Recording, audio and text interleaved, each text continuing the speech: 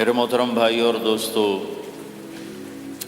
اللہ تعالیٰ ہم سے ایک سوال کرتا ہے، افحسبتم انما خلقناکم عبثا، تمہارا کیا خیال ہے ہم نے تمہیں بیکار پیدا کیا ہے، تمہاری زندگی کا کوئی مقصد نہیں ہے؟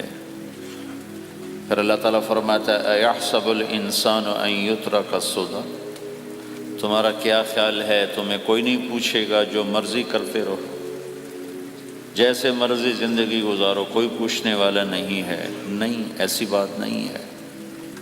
بلا ورسلنا لدیہم یکتبون، جو کر رہے ہو اللہ لکھوا رہا ہے۔ ما یلفظ من قول الا لدیہ رقیب عتید، جو زبان سے بولتے ہو وہ فوراً کیچ کیا جا رہا ہے۔ ان علیکم لحافظین، تمہارے اوپر فرشتے مقرر ہیں، کرامن کاتبین، ان کا کام ہے یعلمون ما تفعلون، میں جو کروں، جہاں کروں، جس وقت کروں، وہ اسے لکھتے جائیں۔ دو چپ لگا دی، ایک نیگیٹو ایک پازیٹیو۔ کوئی اچھا کام ہوگا تو ادھر والا لکھے گا، کوئی غلط ہوگا تو ادھر والا لکھے گا۔ اور پھر اللہ تعالیٰ کا اس کائنات پر قبضہ ہے، اور اس ساری کائنات کو اللہ نے اپنی طاقت سے بنایا، یہ جہان خود بخود نہیں بنا۔ ان ربکم اللہ، اس کا بنانے والا اللہ ہے۔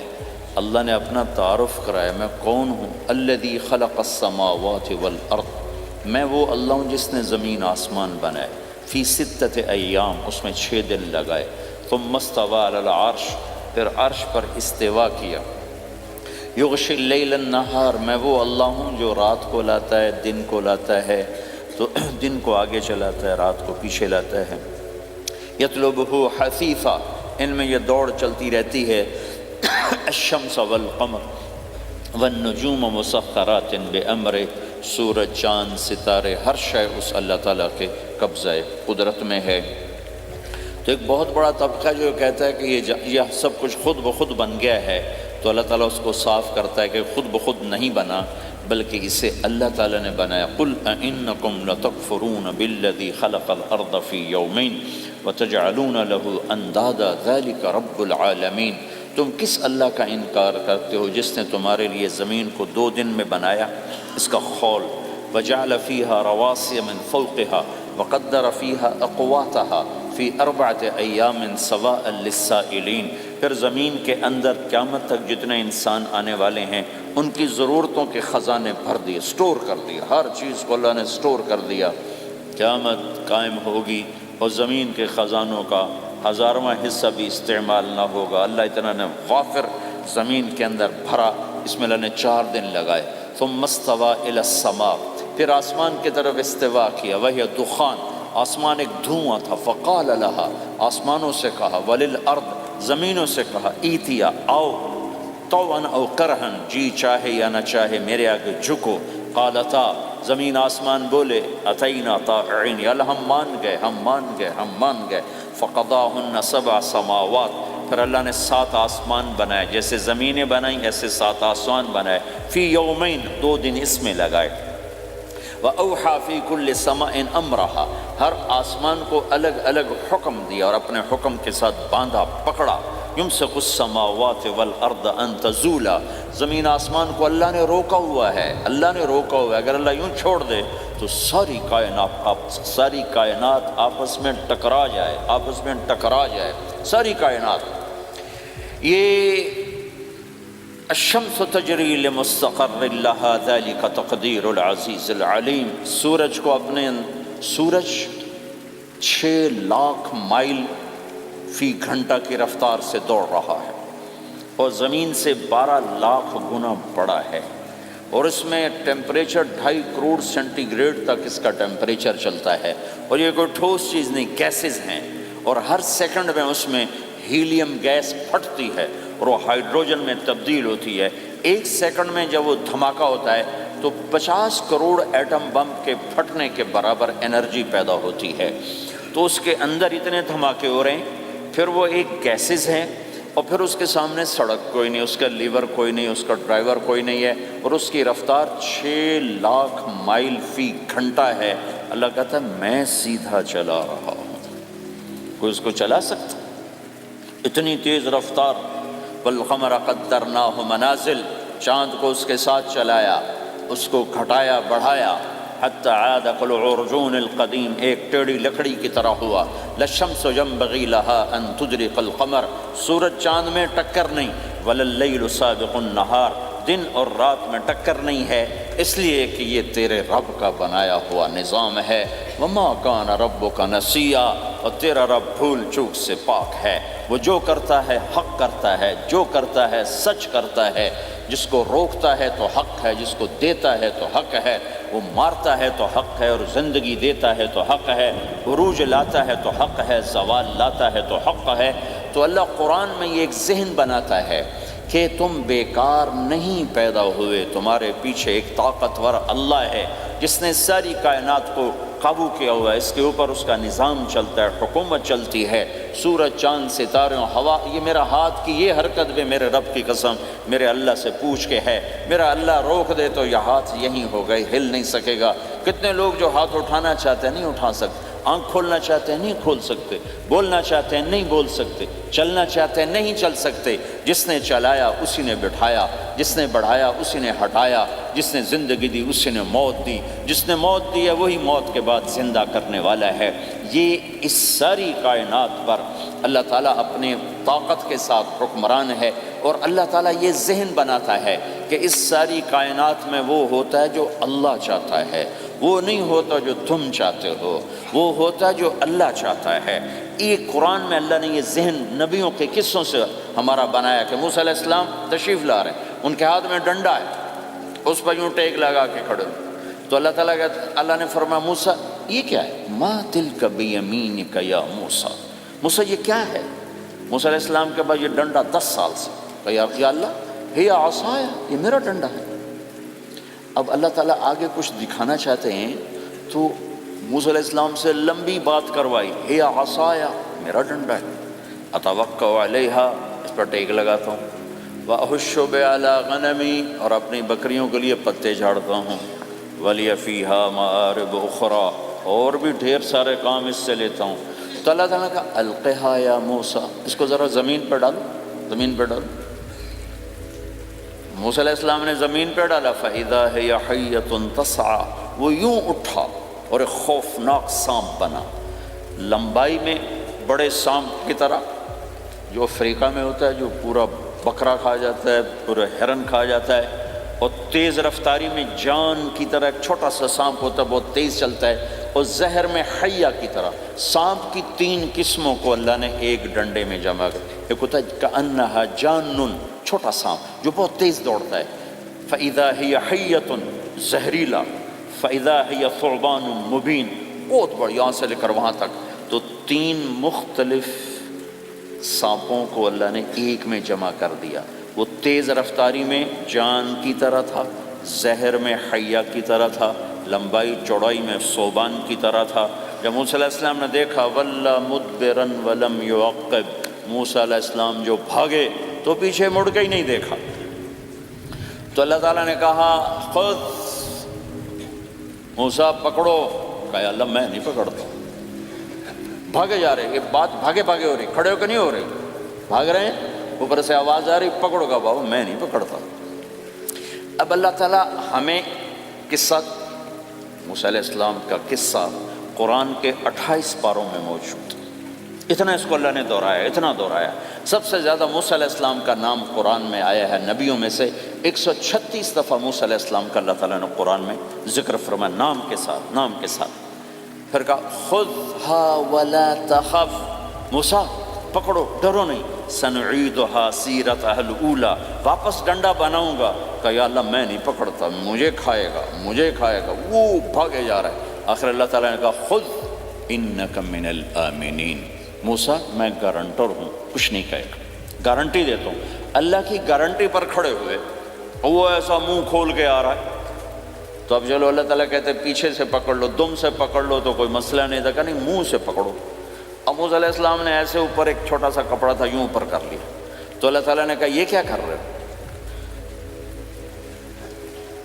کہا جی مجھے اس سے ڈر لگ رہا ہے، کہ تیرا ڈر ہی تو نکالنا ہے، کہ یہ کچھ نہیں، سب کچھ تیرے اللہ کا ارادہ ہے، کچھ نہیں، ورنہ یہ کپڑا تمہیں بچا لے تمہیں ویسے ہی سارا نکل جائے گا۔ اب وہ آگے آ رہا ہے، موسیٰ علیہ السلام کانپ رہے ہیں اور دیکھ رہے ہیں، کانپ رہے ہیں اور دیکھ رہے ہیں، اور بڑے اب اللہ نے کہا تھا تو ڈرتے ڈرتے ہاتھوں سے یوں کانپتے کانپتے ہاتھوں سے یوں آگے ہاتھ کیا، اور جو ہی ہاتھ کی انگلیوں نے سانپ کے منہ کو ٹچ کیا تو اللہ نے دوبارہ ڈنڈا بنا کے ہاتھ میں پکڑا تھا، اور ساری دنیا کو یہ پیغام دیا کہ دیکھو میرے بندو، اللہ سب کچھ ہے، لہٰذا اللہ کی مان کے چلنا۔ سامنے شیطان آئے گا، تمہیں الٹی راہیں دکھائے گا، تو تم اپنے اللہ کو یاد کرنا جس کے ہاتھ میں سارے خزانے ہیں اور طاقت ہے۔ ایک سیکنڈ میں اسے سانپ بنایا، اگلے سیکنڈ میں اسے ڈنڈا بنایا، اور پھر موسیٰ علیہ السلام کے ہاتھ میں پکڑایا، نیا نہیں، وہی جو ان کے پاس تھا وہی ان کو واپس کر کے پوری دنیا کے انسانوں کو اور اس امت کو خاص طور پر اللہ تعالیٰ نے یہ سوچ دی کہ اس کائنات میں ایک طاقت ہے، اللہ جو سب کچھ کر سکتا ہے، اور اس کے چاہے کو کوئی روک نہیں سکتا اور اس کے روکے کو کوئی کروا نہیں سکتا، وہ اللہ ہے۔ یہ قرآن کے واقعات ہیں۔ حضرت مریم عیسیٰ علیہ السلام کی والدہ کسی غیر مرد کو دیکھا نہیں، اتنا پردے میں ہیں، ایک دم ایک نوجوان خوبصورت کمرے میں داخل ہوتا، فتمثل لها بشرا سویا، خوبصورت، تو مریم انی اعوذ بالرحمن منک ان کنت تقیا، اللہ کی پناہ چاہتی ہوں، کون ہو؟ کہ ڈرو نہیں، انما انا رسول ربک، میں مرد نہیں فرشتہ ہوں، انسان ہوں، تیری کوئی حاجت نہیں، میرے پاس کیا کرنے ہو؟ لأہب لکی غلاما زکیا، اللہ کا ارادہ ہو چکا ہے تمہیں بیٹا دیا جائے۔ کأنا یکون لی غلام، مجھے کیسے بیٹا ہو سکتا ہے؟ لم یمسسنی بشر، میری شادی کوئی نہیں، ولم اکو بغیہ، اور میں غلط عورت نہیں ہے کہ میں گناہ کروں اور اس سے حمل ہوش۔ بیٹا ہونے کے دو راستے ہیں، ایک حلال ہے ایک حرام ہے، حلال نکاح ہے، حرام زنا ہے، تو زنا میں کر نہیں سکتی، شادی میری ہوئی نہیں، تو مجھے کیسے بیٹا ہوگا؟ قال کذلک، قال بھی ہو جائے گا، قال ربک هو علی ہین، کا تیرے رب کے لیے مسئلہ ہی نہیں۔ وَلِنَجْعَلَهُ آیَةً لِلنَّاسِ، وہ ایک نشانی ہوگا، وَرَحْمَةً مِنَّا، ایک اللہ کی رحمت ہوگا، وَكَانَ أَمْرًا مَقْضِيًّا، مریم تیرے دنیا میں آنے سے پہلے ہی اللہ فیصلہ کر چکا تھا کہ تجھے بغیر شادی کے ہی بیٹا دینا ہے۔ اب وہ آگے بڑھے وہ پیچھے ہٹے، وہ آگے بڑھے وہ پیچھے ہٹے، پیچھے آ گئی دیوار، اب دیوار کے آگے تو کوئی جا نہیں سکتے، تو یوں لگ کے کھڑی ہوگی، تو جبریل آئے، انسانی شکل، یہاں سے پکڑا، ہاتھ کو نہیں ٹچ کیا، یہاں سے پکڑا کرتے کو، اور دور سے کھڑے ہو کر پھونک ماری، ادھر پھونک پڑی، ادھر 9 مہینے کا حمل تیار ہو، ایک سیکنڈ، ایسا نہیں کہ حمل ٹھہرا پھر 9 مہینے اٹھایا، ایسا نہیں ہوگا۔ فَحَمَلَتُهُ، فا کا لفظ آتا ہے، فَانْتَبَذَتْ، پھر فا کا لفظ آتا ہے، فَأَجَاءَهَا الْمَخَاضُ، پھر فا کا لفظ آتا ہے، فا اور فا، یہ عربی زبان میں کسی کام کے فوراً ہونے کو بتا رہا ہے۔ فا کا مطلب فوراً کسی کام کے ہونے کی طرف اشارہ ہوتا ہے، تو ادھر پھونک پڑی، ادھر حمل ہوا، ادھر درد ہوا، ادھر وہ بھاگی اور درختوں کے اندر جا کر ایک ٹیک لگائی ایک کھجور کے تنے کے ساتھ، اور جاتے ہی بچہ پیدا ہو گیا، تو وہ روئیں، یا لیتنی مت قبل ھذا وکنت نسیا منسیا، ہائے میں اس سے پہلے مر جاتی، میرا بھولنا بھی لوگ بھول جاتے، اب میں کیا کروں؟ تو جبریل پھر آ گئے، فناداھا من تحتھا، ذرا پردے میں، اب سامنے نہیں آیا، ذرا پردے میں آئے، کیا بچہ پیدا ہو چکا ہے، کوئی بے پردگی نہ ہو، لا تحزنی، ڈرو نہیں، کہ جعل ربک تحتک سریا، پر مارا پانی کا چشمہ نکل آیا، وہزی الیک بجذع النخلہ، اور وہ جو کھجور تھی اس اوپر سے کٹی ہوئی تھی، خشک کھجور تھی، خالی اس کا تنا تھا، تو جبریل نے کہا اس کو ہلاؤ، اس کو ہلاؤ، تو انہوں نے ہلایا، تو ساقط علیک رطبا جنیا، تو تو دیکھے گی کہ یہ کھجور کے اوپر نہ کوئی شاخ ہے، نہ کوئی پھل ہے، نہ کوئی پتا ہے، لیکن جب اس نے ہلایا تو ایک دم تازہ کھجوریں گرنے لگ گئیں، تازہ کھجوریں۔ تو جبریل نے پھر کہا، مریم، جو اللہ اس درخت کو بغیر شاخ کے پھل دے رہا ہے، تجھے بغیر مرد کے بیٹا دے رہا ہے، کلی وشربی وقری عینا، کھا پی صاف صوف ہو اور سکون پکڑ، سکون میں آ جا اور جا بعض شہر کی طرف جا، لوگ آئیں گے کہیں گے تو نے یہ کیا کیا، تو تم نے کہنا ہے انی نذرت للرحمن صوما فلن اکلم اليوم انسیا، بھائی میرا تو روزہ ہے، میں نہیں بول سکتی، اس سے بات کرو، بچے سے بات کرو۔ بنو اسرائیل کا روزہ اتنا سخت تھا کہ صرف کھانے پینے کی پابندی نہیں، بولنے پر بھی پابندی لگا دی گئی۔ وہ سچ بھی بولیں تو ان کا روزہ ٹوٹ جاتا تھا، یہ امت جھوٹ بھی بولے تو روزہ نہیں ٹوٹتا، خراب ہو جاتا ہے، ٹوٹتا نہیں۔ تو فَأَتَتْ بِهِ قَوْمَهَا تَحْمِلُهُ، بچہ ہاتھ میں اور آئیں بعض شہر میں، قَالُوا يَا مَرْيَمُ لَكَ جِئْتِ شَيْئًا فَرِيًّا، شور مچ گیا، مریم یہ کیا کیا، یا اخت ہارون، ارے ہارون کی بہن، مَا كَانَ أَبُوكِ امْرَأَ السَّوْءٍ، تیرا باپ ایسا نہیں تھا، وَمَا كَانَتْ أُمُّكِ بَغِيًّا، تیری ماں ایسے نہیں تھی، تو نے یہ کیا کیا، تو نے یوں کیا۔ اس کا مطلب تھا روزہ، اور اس کا مطلب تھا اس سے بات کرو۔ فَأَشَارَتْ إِلَيْهِ قَالُوا كَيْفَ نُكَلِّمُ مَنْ كَانَ فِي الْمَهْدِ صَبِيًّا، کہنے لگے مریم تو اتنی بے وقوف ہے کہ تجھے اپنے گناہ چھپانے کا طریقہ بھی نہیں آیا، تو کہتی میرا نکاح ہو گیا ہے، تو کہتی زکریہ علیہ السلام نے چپکے سے میری شادی کر دی ہے، تو اپنا گناہ چھپانے کے لیے کہتی بچے سے بات کرو۔ کبھی بچہ بھی بولا، اب شور مچا ہوا ہے کہ ایک دم یہ آدھے پونے گھنٹے کا بچہ، اس کی آواز بلند ہوئی اور اس لاؤڈ سپیکر سے اوپر چلی گئی، پورے شہر گونج اٹھا، قال انی عبد اللہ، لوگو سنو میں اللہ کا بندہ ہوں، آتانی الکتاب، مجھے اللہ نے کتاب دی، وجعلنی نبیا، مجھے اللہ نے نبی بنایا، وجعلنی مبارکا، مجھے اللہ نے برکت والا بنایا، اینما کنت، میں جہاں بھی ہوں گا، واوصانی بالصلاۃ والزکاۃ ما دمت حیا، اور میرے رب نے مجھے کہا نماز پڑھنی ہے، زکوٰۃ دینی ہے، وبرم بوالدتی، اور میرے رب نے مجھے کہا ہے کہ میں اپنی ماں کی خدمت کروں، فرما بردار بنوں، ولم یجعلنی جبارا شقیا، والسلام علی یوم اموت ویوم ابعث، والسلام علی یوم ولدت ویوم اموت ویوم ابعث حیا، میرے اللہ کی میرے اوپر سلامتی ہے جب پیدا ہوا، جب مروں گا، جب اٹھائے جاؤں گا۔ ذالک عیسی ابن مریم قول الحق الذی فیہ یمترون، یہ ہے مریم کا بیٹا عیسیٰ علیہ السلام، یہ اللہ کا بیٹا نہیں ہے، یہ مریم کا بیٹا ہے۔ اللہ تعالیٰ نے پورے قرآن میں کسی عورت کا نام نہیں لیا، عورت کو ایسا پردے کی چیز اللہ تعالیٰ نے بنایا ہے کہ اتنی عورتوں کا ذکر قرآن میں کیا، کسی کا نام نہیں ذکر کیا سوائے حضرت مریم کے نام، باقی سب کو امرات العزیز، امرات فرعون، امرات نوح، امرات کے ساتھ گورنر کی بیوی، فرعون کی بیوی، نوح کی بیوی، لوط کی بیوی، اللہ نام بھی لے سکتا تھا، مصر کے گورنر کی بیوی تو لفظ زلیخا بھی کہہ دیتا، زلیخا نہیں کہا، فرعون کی بیوی اللہ آسیہ کہہ دیتا، آسیہ نہیں کہا، صرف ایک عورت کا نام آیا ہے، وہ ہے حضرت مریم علیہ السلام۔ حضرت مریم کا نام اللہ نے اس لیے واضح کیا کہ ایک بہت بڑے طبقے نے اللہ پہ الزام لگایا کہ عیسیٰ علیہ السلام اللہ کا بیٹا ہے، تو اللہ تعالیٰ نے کہا نہیں، اللہ کا نہیں، مریم کا بیٹا ہے، اللہ کا نہیں، مریم کا بیٹا ہے۔ مَتَّخَذَ صَاحِبَةً وَلَا وَلَدًا، نہ میری کوئی بیوی ہے نہ بچہ ہے، لَمْ يَكُنْ لَهُ شَرِيكٌ فِي الْمُلْكِ، نہ کہ اس کا شریک ہے، وَلَمْ يَكُنْ لَهُ وَلِيٌّ مِّنَ الذُّلِّ، نہ کہ اس کا مددگار ہے، فَكَبِّرْهُ تَكْبِيرًا، اس ایک اللہ کی کبریائی بڑائی کے گن گا، گیت گا، دل میں بٹھا، دل میں بٹھا، دل میں بٹھا، تاکہ سارا وجود اس کے آگے ڈھلتا جائے، چلتا جائے۔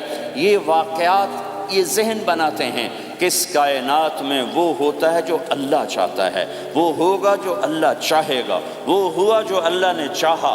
ساری دنیا کے انسان جو چاہتے ہیں اللہ کے بغیر نہیں کر سکتے، اللہ جو چاہتا ہے ہم سب کے بغیر کر دیتا ہے۔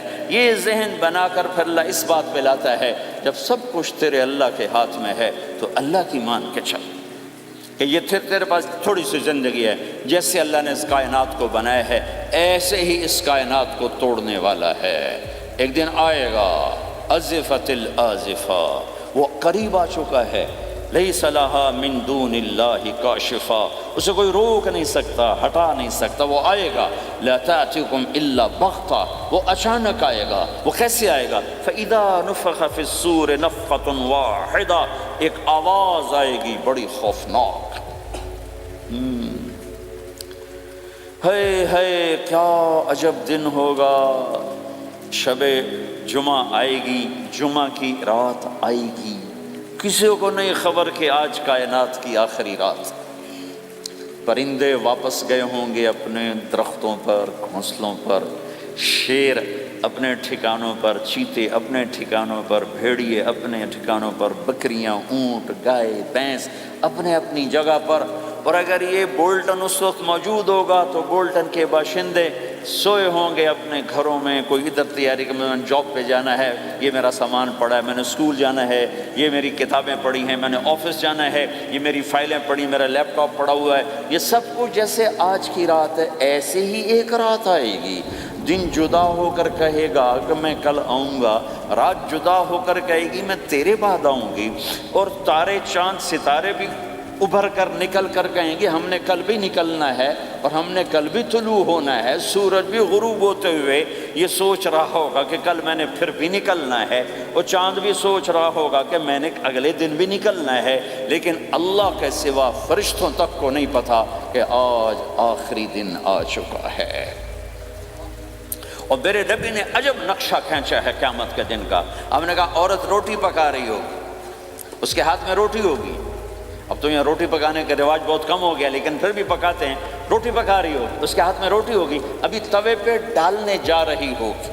اور ایک چیز آپ کے ہاں بالکل نہیں ہے، ہمارے ہاں اب بھی ہے کہ وہ دہی کو اس میں سے مکھن نکالتے ہیں، دہی کو وہ کرش کرتے ہیں، پھر اس میں سے مکھن نکال۔ یہ ہمارے گھروں میں ہوتا ہے، ہر گھر میں ہوتا ہے، خاص طور پر دیہاتوں میں۔ تو ایک عورت ایسے وہ اس دہی کو بلو کر کرش کر کے اس سے مکھن کا پیڑا یوں بنا رہی ہوگی، اور بنا کر برتن میں ڈالنے کے لیے ایسے کر رہی ہوگی، ایسے کر رہی ہوگی۔ یہ تہذیب اب آپ تو سمجھ نہیں سکتے چونکہ آپ تو ادھر کے لوگ بن گئے اب، تو ہمارے دیہاتوں میں اب بھی یہ تہذیب ہے، ایسے کر رہی ہوگی، ایسے کر رہی ہوگی۔ اور پھر آپ نے فرمایا کہ ایک آدمی اپنے اونٹ کو چارہ ڈالنے کے لیے اس جگہ کو صاف کر رہا ہوگا کہ میں صبح ہو گئی ہے، میں اونٹ کو چارہ ڈالوں، اور پھر میرا اونٹ کھائے، پھر اس کو لے کر میں کام پہ جاؤں۔ اور دکاندار جھاڑو دے کر اپنی سیٹ پہ بیٹھ چکا ہے، اور گاہک انٹر ہوتا ہے اور اسے کہتا ہے کہ 10 میٹر مجھے کپڑا چاہیے، اور اس کے لیے یوں کپڑا ناپ رہا ہے، ناپ کے 10 میٹر، 5 میٹر، 4 میٹر، 2 میٹر پر اس نے یوں کینچی رکھی، کینچی یہاں ہے، اور اس نے جیب سے پیسے نکالے اور گننے لگا کہ میں نے اس کو 100 پاؤنڈ دینا ہے۔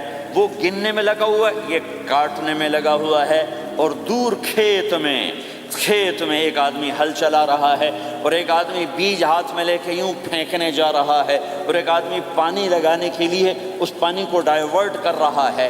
اور ادھر بازار میں جلدی جلدی لوگ بھاگے جا رہے ہیں، جاب والے ایک نوالا منہ میں ہے، ایک ہاتھ میں، اور بھاگے جا رہے ہیں، میں آج لیٹ ہو چکا ہوں، میرا جاب کا ٹائم جا رہا ہے، میرا اسکول کا ٹائم جا رہا ہے۔ یہ ایسا ہی ایک سما ہوگا، بولٹن اٹھے گا، انگلینڈ اٹھے گا، امریکہ اٹھے گا، ایشیا اٹھے گا، یورپ اٹھے گا، افریقہ اٹھے گا، ہندوستان اٹھے گا، پاکستان اٹھے گا، Burma, Malaysia, Thailand, Indonesia اسی طرح اٹھیں گے جیسے روزانہ اٹھتے ہیں، پر اللہ کے سوا کسی کو نہیں پتہ کہ آج شام ہو گئی ہے۔ لہٰذا ایسے، اور ایک ماں چھوٹے بچے کو ناشتہ کرا رہی، جلدی سے اس کو اسکول لے جانا ہے، تو بریڈ اس کے ہاتھ میں، اس کے منہ میں ڈال، یہاں تک نوالا ہے، یہاں تک نوالا آیا ہے، یہاں تک نوالا آیا ہے، اور اس نے یہاں کینچی رکھی ہے، اس نے جیب سے نکال کر پیسے گننے شروع کیے ہیں، وہ پانی کو ڈائیورٹ کر رہا ہے، وہ یوں مٹھی بھر کے اپنا بیج پھینک رہا ہے، وہ اونٹ کے کھانے کی جگہ، گھاس چارہ کھانے کی جگہ کو صاف کر رہا ہے، دکاندار دکان کا شٹر اٹھا رہا ہے، ایک شٹر اٹھا کے بیٹھ چکا ہے، ایک دکان کے اندر جھاڑو دے رہا ہے، صفائی کر رہا ہے، اور ایک اپنے سودے گن رہا ہے، ایک اپنے پیسے گن رہا ہے۔ بادشاہ سلامت تاج پہن کر اپنے تخت کو چلنے کے لیے روانہ ہو رہے ہیں، اور آگے پیچھے ان کے باڈی گارڈز کھڑے ہوئے ہیں، اور وہ پورا اسکواڈ کھڑا ہوا ہے، اور ادھر بازار میں کھیت کھیت میں ہر چیز میں ایک رونق ہے، چہل پہل ہے، چڑیاں چوں چوں کر رہی ہیں، کوے کائیں کائیں کر رہے ہیں، فاختہ اڑ کے آ رہی، کبوتر اڑ کے آ رہے ہیں، چیل اڑ کے آ رہی، شیر نکلتا ہے شکار کے لیے، چڑیاں نکلتی ہیں دانے کے لیے، سانپ نکلتا ہے چوہے کے لیے، چوہا نکلتا ہے اپنی غذا کے لیے، بلیاں نکلتی ہیں چھیچڑے کے لیے، کتے نکلتے ہیں ہڈیوں کے لیے، انسان نکلتا ہے روٹیوں کے لیے، کہ ایک دم فَإِذَا جَاءَتِ الطَّامَّةُ الْكُبْرَى، ایک دھماکہ ہوگا، ہائے ہائے، اور وہ کینچی والے کی کینچی یوں گر جائے گی، کپڑا یوں گر جائے گا، نوٹ والے کے ہاتھ سے نوٹ یوں بکھر جائیں گے، بٹوا یوں بکھر جائے گا، بیج والے کا ہاتھ یوں گرے گا، بیج وہیں گر جائے گا، نوالا بنانے والی کے ہاتھ میں نوالا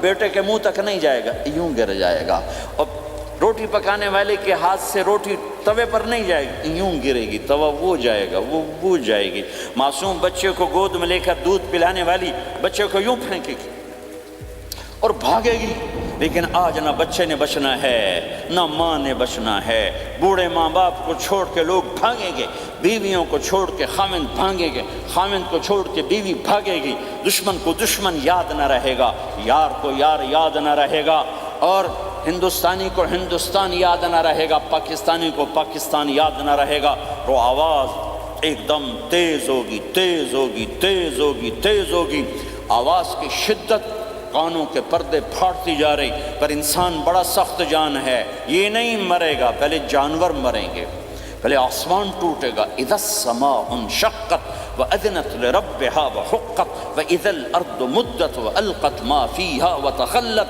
وَأَذِنَتْ لِرَبِّهَا وَحُقَّتْ، وہ آسمان پھٹا، اذا الشمس قُوِّرَتْ، وہ سورج ختم ہوا، وَإِذَا النُّجُومُ انْكَدَرَتْ، وہ ستارے جھڑ گئے ٹوٹ گئے، وَإِذَا الْجِبَالُ سُيِّرَتْ، پہاڑ ریت بن گئے، وَإِذَا الْعِشَارُ عُطِّلَتْ، جانور منہ اٹھا کے بھاگ پڑے، اذا السماء انفطرت، آسمان پھٹا، وَإِذَا الْكَوَاكِبُ انتثرت، ستارے ٹوٹے، وَإِذَا الْبِحَارُ فُجِّرَتْ، سمندروں میں آگ لگ گئی، وَإِذَا الْقُبُورُ بُعْثِرَتْ، قبریں اکھڑ گئیں، انسان ادھر بھاگا ادھر بھاگا، ہر چیز کو تباہ ہوتے دیکھ رہا ہے، پہاڑ ریت بن رہے ہیں، جنگلوں میں آگ لگ رہی ہے، سمندروں میں آگ لگ رہی ہے، آنکھوں کے سامنے سورج کو بکھرتا دیکھیں گے، اندھا ہوتا جہان، چاند ٹکڑے ٹکڑے، تارے ٹکڑے ٹکڑے، آسمان ٹکڑے ٹکڑے، اور ان کی ایسی سخت جانی، یہ سب دیکھیں گے۔ ان سارے مناظر کے بعد پھر میرے اللہ کی ایک خوفناک اسرافیل کی آواز آئی، اور سب، آج کوئی رونے والا نہیں ہے، آج کوئی کفن دینے والا نہیں ہے، آج کوئی قبر میں ڈالنے والا نہیں ہے، آج کوئی کندھا دینے والا نہیں ہے، آج سب کی اکٹھی موت ہے، آج سب ختم ہیں، پھر میرا رب پہلے آسمان کے فرشتوں کو موت دے گا، پھر دوسروں کو، پھر تیسرا آسمان، پھر چوتھا آسمان، پھر پانچواں آسمان، پھر چھٹا آسمان، پھر ساتواں آسمان، پھر اللہ تعالیٰ عرش کے فرشتوں کو موت دے گا، پھر اللہ تعالیٰ فرمائے گا جبریل میکائیل مر جائیں، تو اللہ تعالیٰ کا عرش سفارش کرے گا، یا اللہ جبریل میکائیل تو نہ مرے، ان کو تو بچا لے، تو اللہ تعالیٰ فرمائیں گے اسکت فقط کتبت الموت علی من کان تحت عرشی، خاموش رہو، میرے عرش کے نیچے سب نے مرنا ہے، جبریل مر جائے گا، میکائیل مر جائے گا، پھر اللہ پوچھے گا کون باقی ہے، تو وہ کہے گا یا اللہ اسرافیل جو پھونک رہا ہے وہ باقی ہے اور میں باقی ہوں، اللہ کہیں گے اسرافیل مر جائے، تو اسرافیل وہ جو ہاتھ میں لے کے پھونک مار رہے ہوں گے، سور وہ ان کے ہاتھوں سے گرے گا اور اسرافیل میں گرے گا، اور وہ سور یوں اڑتا ہوا اللہ کے عرش کے ساتھ جا کر ٹک جائے گا، پھر اللہ فرمائے گا کون باقی ہے، اب اسرائیل کی ٹانگیں کانپیں گی، سب کو موت کا ذائقہ چکھانے والا آج خود چکھنے لگا ہے،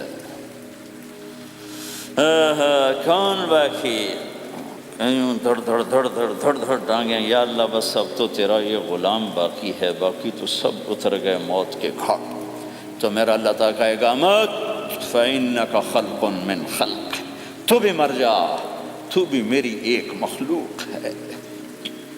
او میرے بھائیو، اس مٹ جانے والی دنیا کے پیچھے اللہ کو ناراض نہ کرو، اس کی عزت بھی دھوکہ ہے، اس کی شہرت بھی دھوکہ ہے، اس کی دولت بھی دھوکہ ہے، اس کی حکومت بھی دھوکہ ہے، اس کا عروج بھی دھوکہ ہے، اس کا زوال بھی دھوکہ ہے، اس کی عزت بھی دھوکہ ہے، اس کی ذلت بھی دھوکہ ہے، اس کا مال بھی دھوکہ ہے، اور اس کا فقر غربت بھی دھوکہ ہے، اس کی زندگی بھی دھوکہ ہے، سب نظروں کا فریب ہے۔ حضرت علی کا فرمان ہے الناس النیام اذا ما تنتبہ، لوگ سوئے ہوئے ہیں، جب موت آئے گی تو آنکھ کھل جائے گی۔ گھاٹے کا سودا کر کے نہ مرو، گھاٹے کا سودا کر کے نہ مرو، اللہ کو ناراض کر کے نہ مرو، سب چھوڑ کے جانے والی ہیں، سب چھوٹنے والا ہے، لہذا اللہ کو ساتھ لے لو، اللہ کو ساتھ لے لو، اللہ کو ساتھ لے لو۔ سب کو مارنے کے بعد میرا اللہ کہے گا من کان لی شریکن فلیات، کوئی ہے میرے سامنے تو آؤ، من کان لی شریکن فلیات، کوئی ہے میرے مقابلے میں تو آؤ، من کان لی شریکن فلیات، کوئی ہے میری ٹکر کا تو آؤ، تین دفعہ۔ پھر اللہ زمین آسمان کو ایک جھٹکا دے گا، پھر کہے گا انا الملک، میں بادشاہ ہوں، پھر دوسرا جھٹکا دے گا، پھر کہا انا القدوس السلام المومن، میں ہوں قدوس السلام مومن، پھر تیسرا جھٹکا دے گا، پھر کہے گا انا المہیمن العزیز الجبار المتکبر، میں ہوں متکبر، جبار، عزیز، مہیمن۔ پھر اللہ تعالیٰ کہے گا این الملوک، بادشاہ کہاں؟ این الملوک، بادشاہ کہاں ہے؟ این المتکبرون، وہ تکبر کرنے والے کہاں ہیں؟ این الجبارون، ظالم کہاں ہیں؟ این المتکبرون، تکبر والے کہاں ہیں؟ کوئی ہو تو جواب دے۔ پھر اللہ تعالیٰ کہے گا لمن الملک اليوم، آج کون ہے بادشاہ، آج کس کی ہے بادشاہی؟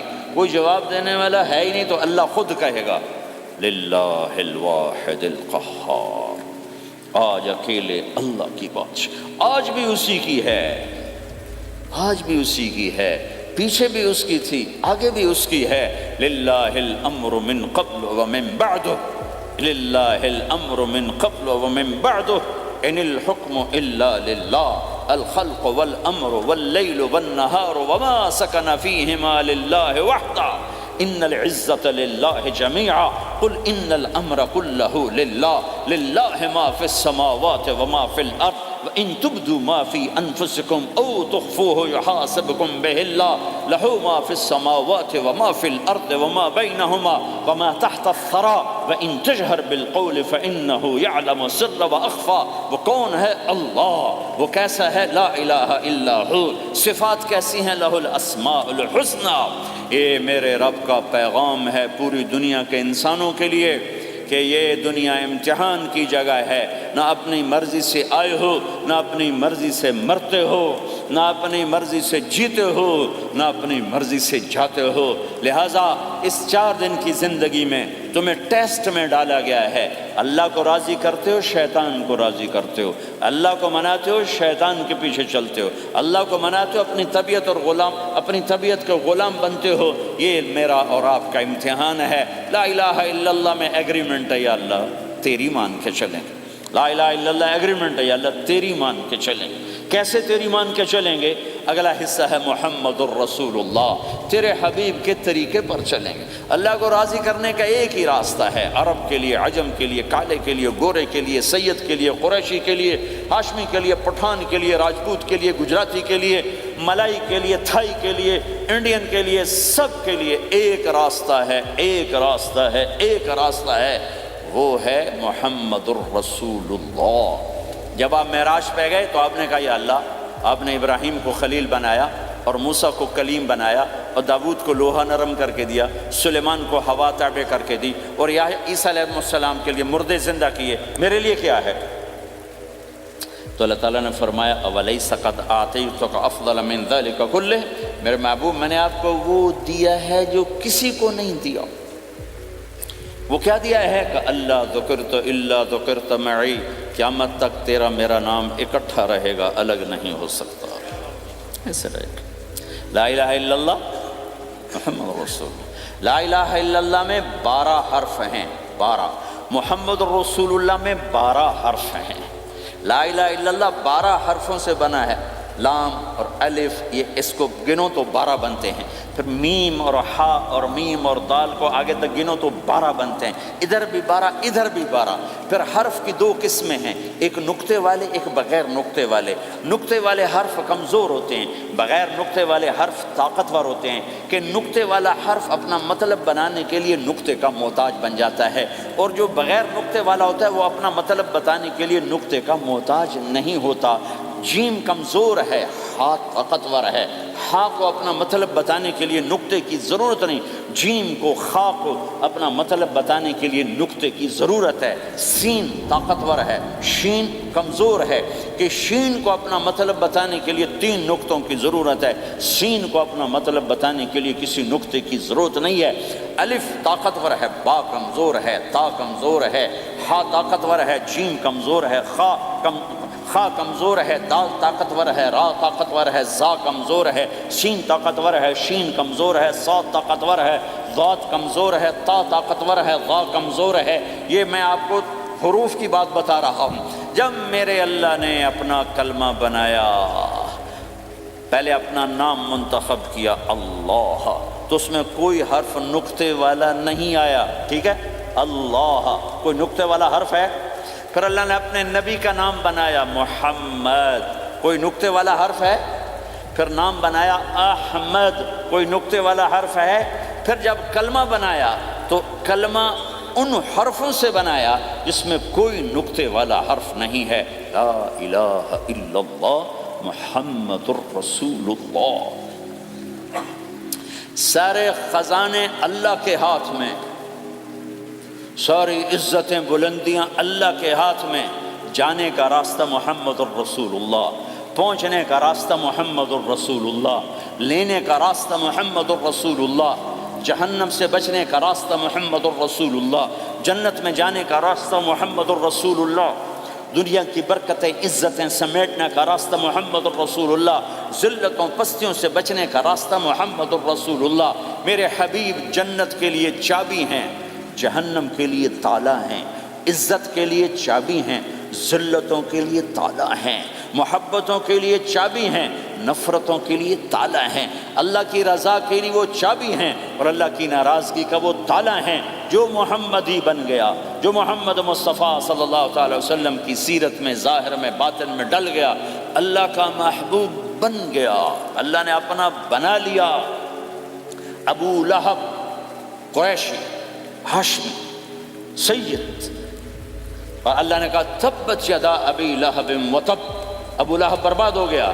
بلال حبشی کا بیٹا، غلام کا بیٹا، کالے کا بیٹا، لیکن میرے نبی نے فرمایا جب میں جنت میں جاؤں گا تو میری سواری کی رسی بلال کے ہاتھ میں ہوگی، جو میرے میں ساتھ چلے گا، میرے ساتھ چلے گا، اور اس دن تم بلال کی شان دیکھنا، سید قریشی سب دیکھتے رہ جائیں گے، اور ایک غلام سب سے بازی لے جائے گا، کہ جب سارے جنتی جنت کے دروازوں پر اکٹھے ہوں گے تو ایسے جنت کے 8 گیٹ ہیں، وہ سارے بند ہوں گے، سب بند ہوں گے، تو کہیں گے اندر کیسے جائیں؟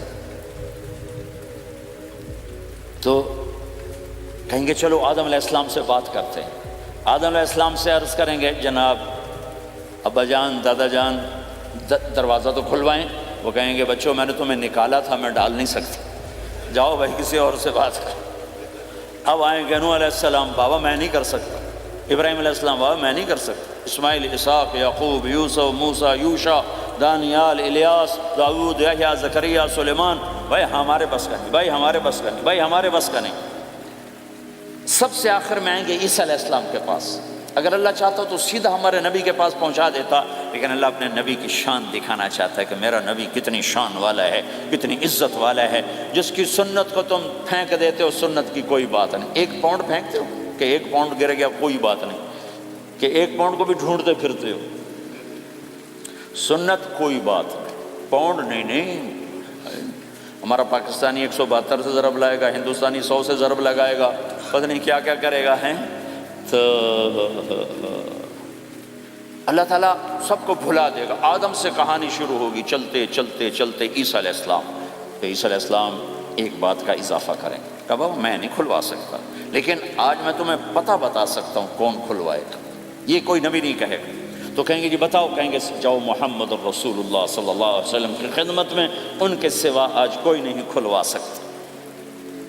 سارا مجمع آئے گا، یا رسول اللہ، یا حبیب اللہ، یا نبی اللہ، تھک گئے ہم، جنت کے دروازے بند ہیں، دروازہ کھلوائیں تو آپ کہیں گے انا لہو، ہاں میں ہی کھلواؤں گا، میں ہی کھلواؤں گا۔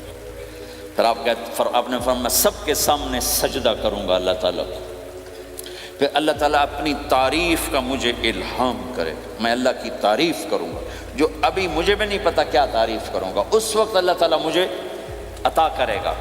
پھر میرا اللہ کہے گا یا حبیبی یا محمد ارفع رأسک سل تعطا اشفع تشفع، اے میرے حبیب، اے میرے محبوب، سر اٹھا، سوال کر پورا ہوگا، سفارش کر مانی جائے گی۔ تو ہمارے نبی کہیں گے اللہ جنت کا دروازہ کھول، تو اللہ تعالیٰ فرمائیں گے اوپننگ سیریمنی تجھ سے ہوگی، تو اوپننگ کرے گا پھر کھلے گا، ایسے نہیں کھل سکتا۔ تو کہ میں تیار ہوں۔ تو جنت سے ایک سواری آئے گی اڑتے ہوئے اور ہیلی کاپٹر کی طرح لینڈ کرے گی اللہ کے نبی کے سامنے، تو آپ اس کے اوپر ایسے بیٹھ جائیں گے، تو اس کی جو رسی ہوتی ہے جس سے اس کو چلایا جاتا ہے وہ رسی سے نیچے گر جائے گی۔ رسی کے نیچے گرنے کا مطلب ہے کہ اس سواری کو اللہ کے نبی نے خود نہیں چلانا، کوئی اور آئے گا جو رسی پکڑ کے چلے گا۔ اب اللہ کے نبی کی سواری کی رسی پکڑ کے چلنا یہ کوئی چھوٹا آنر تو ہے نہیں، لہٰذا سب یوں دیکھیں گے بھیا، چونکہ وہ خالی اس سے سب کو پتہ چل جائے گا کہ کوئی آئے گا، ورنہ اللہ کے نبی کے ہاتھ میں رہتی ایسے گئی، تو لہٰذا سب ایسے گئے، کون کون کون کون آئے گا بھائی، کون آئے گا بھائی؟ شاید ابو بکر آئیں، یہ تو اپنی طرف سے کہہ رہا ہوں، شاید عمر آئیں، عثمان آئیں، علی آئیں، نہیں بیٹے آئیں گے، حسن حسین آئیں گے، کتنے سوال اٹھ سکتے، جعفر آئیں گے، حمزہ آئیں گے، عباس آئیں گے، سب اس حیرانی میں ہوں گے، سب کی نظریں ایسے ایسے ہوں گی کہ میرے اللہ کا فرمان ہوگا بلال حبشی کو لایا جائے، یہ رسی اس کو پکڑائی جائے۔ بلال رضی اللہ تعالیٰ عنہ اللہ کے نبی کی سواری کی رسی پکڑ کر چلیں گے، اور آپ نے فرمایا میں سب سے پہلے جنت کے دروازے پر دستک دوں گا، فَأُقَاقِعَهَا فَيُفْتَحُ لِي، میرے لیے دروازے پر دستک دوں گا تو اندر سے آواز آئے گی، کون؟ میں کہوں گا محمد الرسول اللہ۔ وہ کہیں گے یا رسول اللہ حکم تھا آپ کے بغیر دروازہ نہ کھلے، میں کھولوں، میرے لیے کھلے گا، میں اندر جاؤں گا۔ تو آپ نے فرمایا میرے ساتھ میری امت کے غریب لوگ پہلے میرے ساتھ جنت میں داخل ہوں، میری امت کے غریب لوگ پہلے میرے ساتھ جنت میں داخل ہوں۔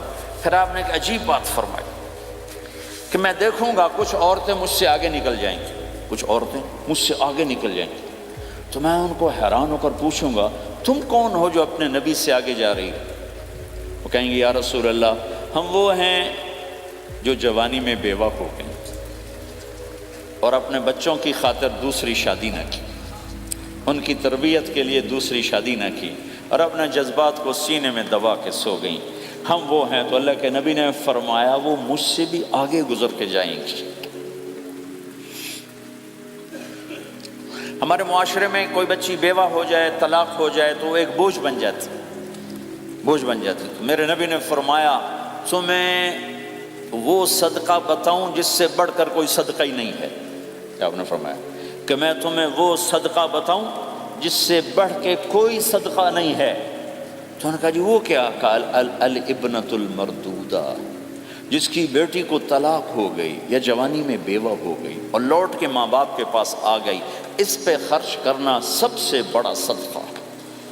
چونکہ ماں باپ بھی تنگ پڑ جاتے ہیں اور بھائی تو پہلے ہی کہتے ہیں کہاں مصیبت سر پہ آ پڑی ہے، تو میرے نبی نے اس کو کور کرنے کے لیے، کیونکہ زندگی تو حادثات کا نام ہے، ہوتے رہتے ہیں، تو میرے نبی نے فرمایا سب سے اعلیٰ درجے کا صدقہ ہے اس بچی پہ خرچ کرنا جو طلاق ہو کے گھر واپس آ جائے یا بیوہ ہو کے گھر واپس آ جائے، اس پہ خرچ کرنا سب سے اعلیٰ درجے کا خرچ ہے۔ تو ان کی یہ قربانی کہ وہ اللہ کے نبی نے فرمایا مجھ سے بھی آگے جا رہی ہوں۔ آپ نے فرمایا جنت کی چابی میرے ہاتھ میں ہے، اللہ کا جھنڈا میرے ہاتھ میں ہے، کوئی نبی جنت میں جا نہیں سکتا جب تک میرا قدم نہ پڑ جائے، اور کوئی امت جنت میں جا نہیں سکتی جب تک میری امت نہ چلی جائے۔ تو بھائیو اللہ کے خزانوں تک پہنچنے کا راستہ ہے محمد الرسول اللہ، اور چونکہ قیامت تک آپ نے نمونہ بندہ تھا تو اللہ نے اپنے نبی کی زندگی کی ہر شے محفوظ کر دی، کوئی چیز چھپی نہیں ہے۔ آپ کے جسم مبارک سے نکلا ہوا ہر عمل 1435واں سال شروع ہو چکا ہے، محفوظ ہے، مکتوب ہے، موجود ہے۔ کسی نبی کا حلیہ ایسے موجود نہیں جیسے ہمارے نبی کا حلیہ موجود ہے۔ آپ چلتے کیسے تھے؟ یمشی تکفین، آپ چلتے تھے کہ جیسے کوئی آدمی اوپر سے نیچے آ رہا ہو، تو تھوڑا سا آگے جھک کے چلتا ہے۔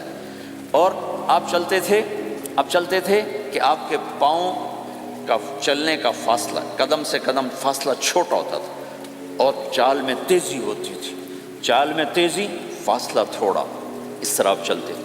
آپ کے دیکھنے کا انداز کیا تھا؟ یہ جل نظرہ الملاحظہ، یوں دیکھتے تھے، یوں دیکھتے، شرم کی وجہ سے نظر نہیں اٹھاتے تھے مردوں میں بیٹھ کر، کبھی کبھی یوں آنکھ اٹھاتے تھے تو پھر کسی میں جرت نہیں ہوتی تھی کہ آپ کی آنکھوں میں آنکھیں ڈال کے دیکھ سکے، پھر سارے یوں ہو جاتے تھے۔ صرف 2 آدمی آپ کو دیکھ سکتے تھے اس وقت، جب آپ کی نظر اوپر ہوتی تھی تو 2 آدمی آپ کو دیکھ سکتے تھے، ایک ابو بکر اور ایک عمر، بس۔ آپ مسجد میں داخل ہوئے، آپ کے ادھر ابو بکر تھے، ادھر عمر تھے، سامنے مجمع تھا، آپ نے یوں ابو بکر کو پکڑا، یوں عمر کو پکڑا، یوں ان کے دونوں کے ہاتھ پکڑ کر، مجھے دیکھ رہے ہو؟ ہَكَذَا نُحْشَرُ يَوْمَ الْقِيَامَةِ، قیامت کے دن ہم تینوں یوں اٹھائے جائیں گے کہ میرے دائیں طرف ابو بکر ہوگا اور میرے بائیں طرف عمر ہوگا، اور ہم تینوں یوں اپنی قبروں سے نکلیں گے۔ زندگی کی ہر شے کیوں باقی ہے؟ یہ تو میں ادائیں چھوڑو، میرے نبی کی 9 بکریاں تھیں، 1 بکرا تھا، بھئی ان کے نام اگر نہ ہوں تو کوئی ہماری شریعت میں فرق پڑتا ہے؟ لیکن میرے نبی کی بکریوں کے نام بھی ہم تک پہنچیں۔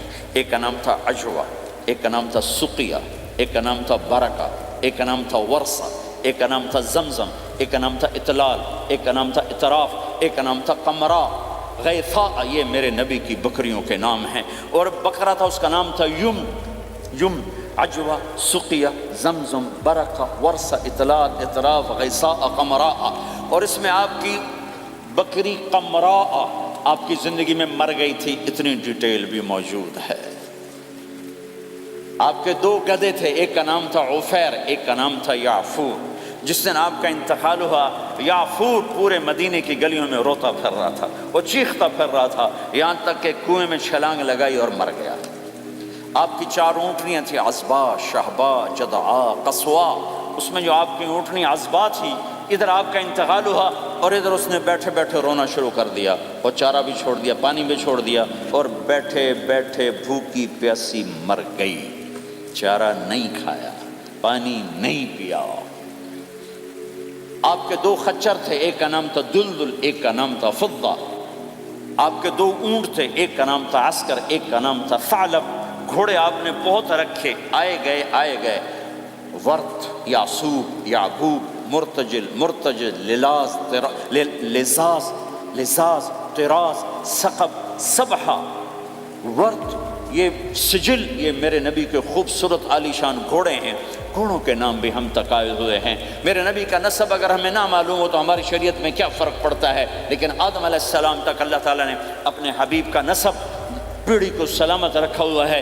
محمد بن عبداللہ بن عبد المطلب بن ہاشم بن عبد مناف بن قصی بن کلاب بن مرہ بن کعب بن لوی بن غالب بن فہر بن مالک بن نضر بن کنانہ بن خزیمہ بن مدرکہ بن الیاس بن مدر بن نزار بن معد بن عدنان بن اود بن حمیصہ بن سلامان بن عوز بن بوز بن قموال بن ابی بن عوام بن ناشد بن حزا بن بلداس بن یدلاف بن طابخ بن جاحم بن ناحش بن ماخی بن عیفی بن عبقر بن عبید بن الدعاء بن حمدان بن سنبر بن یثربی بن یحزن بن یلحن بن ارعوا بن عید بن زیشان بن عیسر بن اقناد بن ایہام بن مقصر بن ناحد بن زارع بن سمی بن مزی بن عوض بن عرام بن قیدار بن اسماعیل بن ابراہیم بن آدر بن ناحور بن سروج بن رعو بن فائج بن عابر بن ارفخشاد بن سام بن نوح بن لامک بن متوشال بن ادریس بن یرد بن ملہلیل بن قینان بن آنوش بن شیسر بن آدم علیہ السلام۔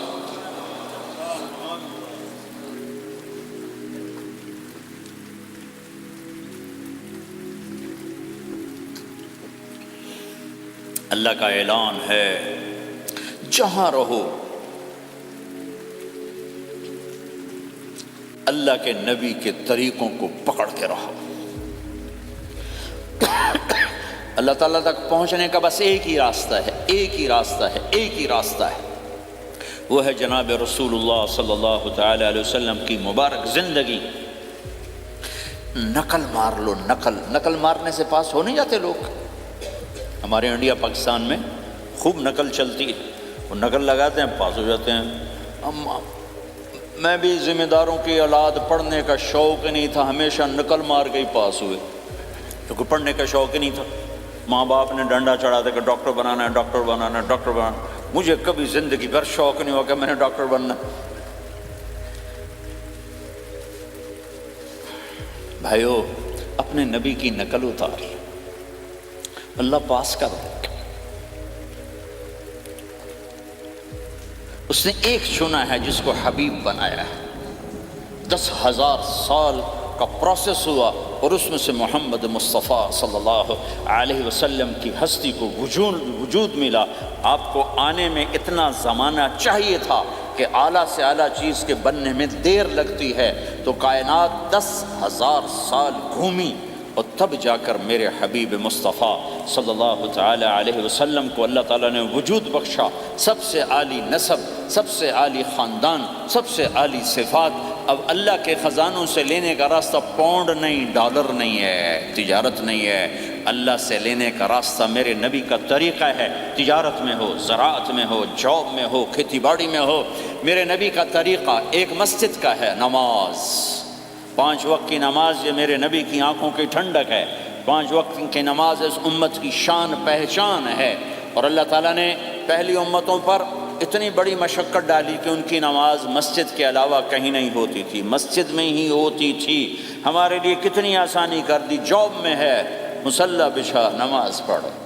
چلو مصلی بھی کوئی نہیں، زمین دیکھ، اس پر کوئی گندگی تو کوئی نہیں ہے، بس زمین بھی تیرے لیے پاک ہے، چل نماز پڑھ۔ اور آسانی کر دی، پانی کوئی نہیں ہے، کوئی بات نہیں، مٹی میں ہاتھ مار، منہ پہ مل، پھر ایک ہاتھ مار، یوں کر، چل نماز پڑھ، میں تیری قبول کروں گا۔ یہ کسی امت کے ساتھ یہ نہیں ہوا، انہیں وضو ہی کرنا تھا چاہے پانی 50 میل پر موجود ہو۔ اور ہمارے لیے پانی کوئی نہیں ہے، چلو تیمم، مٹی میں ہاتھ ہمارا یوں کیا، پھر ہاتھ ہمارا ایک یوں کیا، ایک یوں کیا، چل بھائی اللہ اکبر، قبول۔ عمار بن یاسر رضی اللہ تعالیٰ عنہ سفر میں تھے، ان کو نہانے کی ضرورت ہو گئی، نائٹ فال ہو گیا، تو انہوں نے سوچا کہ ویسے تو آدمی کو وضو کی ضرورت ہوتی ہے تو خالی منہ پہ ہاتھ مارا اور یوں کونیوں تک، لیکن مجھے تو غسل کی ضرورت ہے، تو خالی اس سے تو کافی نہیں ہوگا۔ تو انہوں نے کپڑے اتارے، اکیلے تھے، ریت کے اوپر کبھی یوں لیٹے، کبھی یوں لیٹے، کبھی یوں لیٹے، 3-4 دفعہ یوں اور یوں رول ہوتے ہوتے پھر انہوں نے نماز پڑھی۔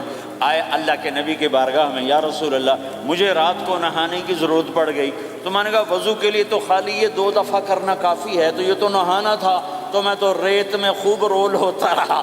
میرے نبی نے انما یکفیک ضربتان، ارے سیدھے بندے عمار، اس کے لیے بھی اتنا ہی کافی تھا کہ تو یوں کرتا اور یوں کرتا اور تو پاک ہو جاتا۔ اللہ نے اس نبی کے طفیل، اس محبوب مصطفیٰ صلی اللہ علیہ وسلم کے طفیل، اللہ نے کیا کیا سہولتیں اور آسانیاں ہمیں عطا فرمائیں۔ پھر نماز 4 کی 2 رکعت کر دی کہ بھئی تم مسافر ہو 2 پڑھو، روزے میں سفر میں روزہ معاف کر دیا، بعد میں رکھ لینا، بعد میں رکھ لینا، قضا کرنے کا حکم، بالکل چھوڑنے کا نہیں۔ اور کہا کہ بھائی مریض ہو چھوڑ دو، مسافر ہو چھوڑ دو، اور نماز 2 رکعت کر دو، سنتیں چھوڑ دو۔ ابن عمر رضی اللہ تعالیٰ عنہ بیٹھے تھے تو انہوں نے 2 رکعت پڑھ کے بیٹھ گئے، تو ان کے خادم نے کہا سنت نفل نہیں پڑھو گے؟ کہا اگر پڑھنا تو 4 فرض پڑھتا میں، میرے اللہ نے معافی دے دی تو میں کیوں پڑھوں؟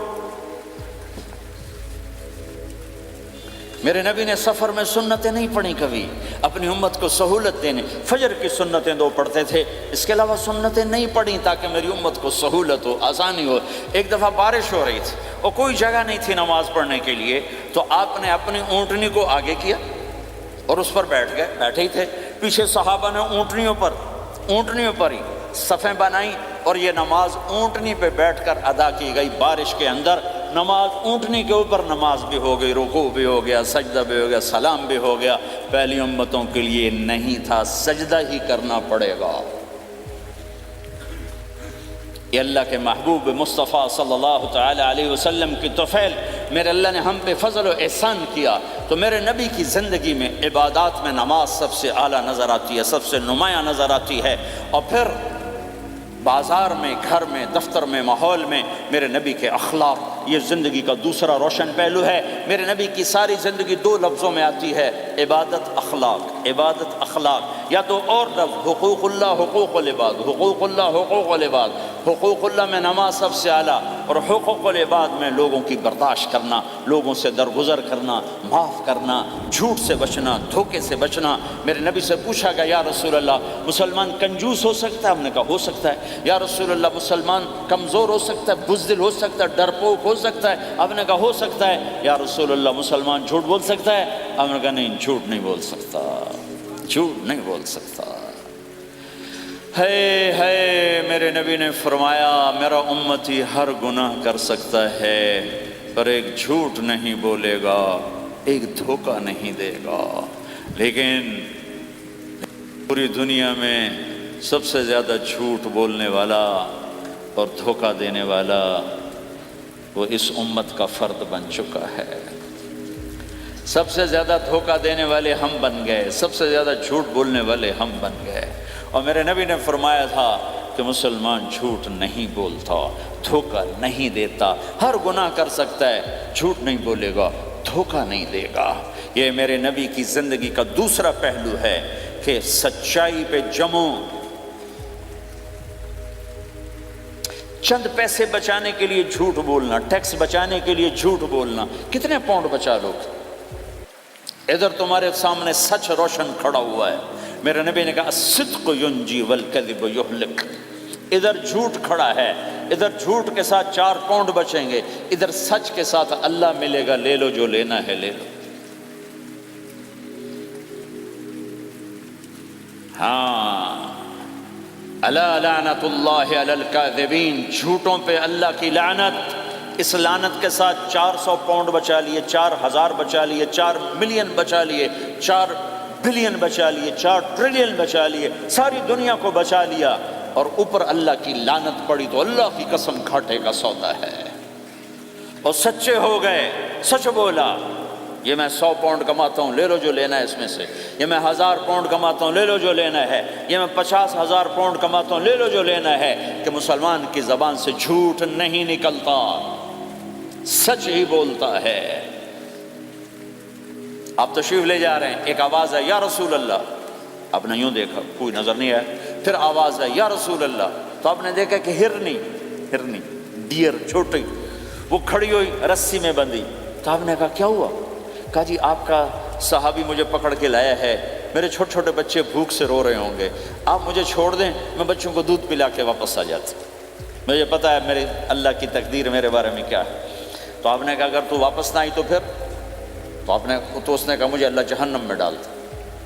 آپ نے اس کی رسی کھول دی، خود وہیں بیٹھ گئے، اس نے دوڑ لگائی اور پہاڑوں میں گم ہو گئی۔ تھوڑی دیر کے بعد وہ دوڑتی ہوئی آئی اور آ کے سر یا رسول اللہ میں حاضر ہو گیا۔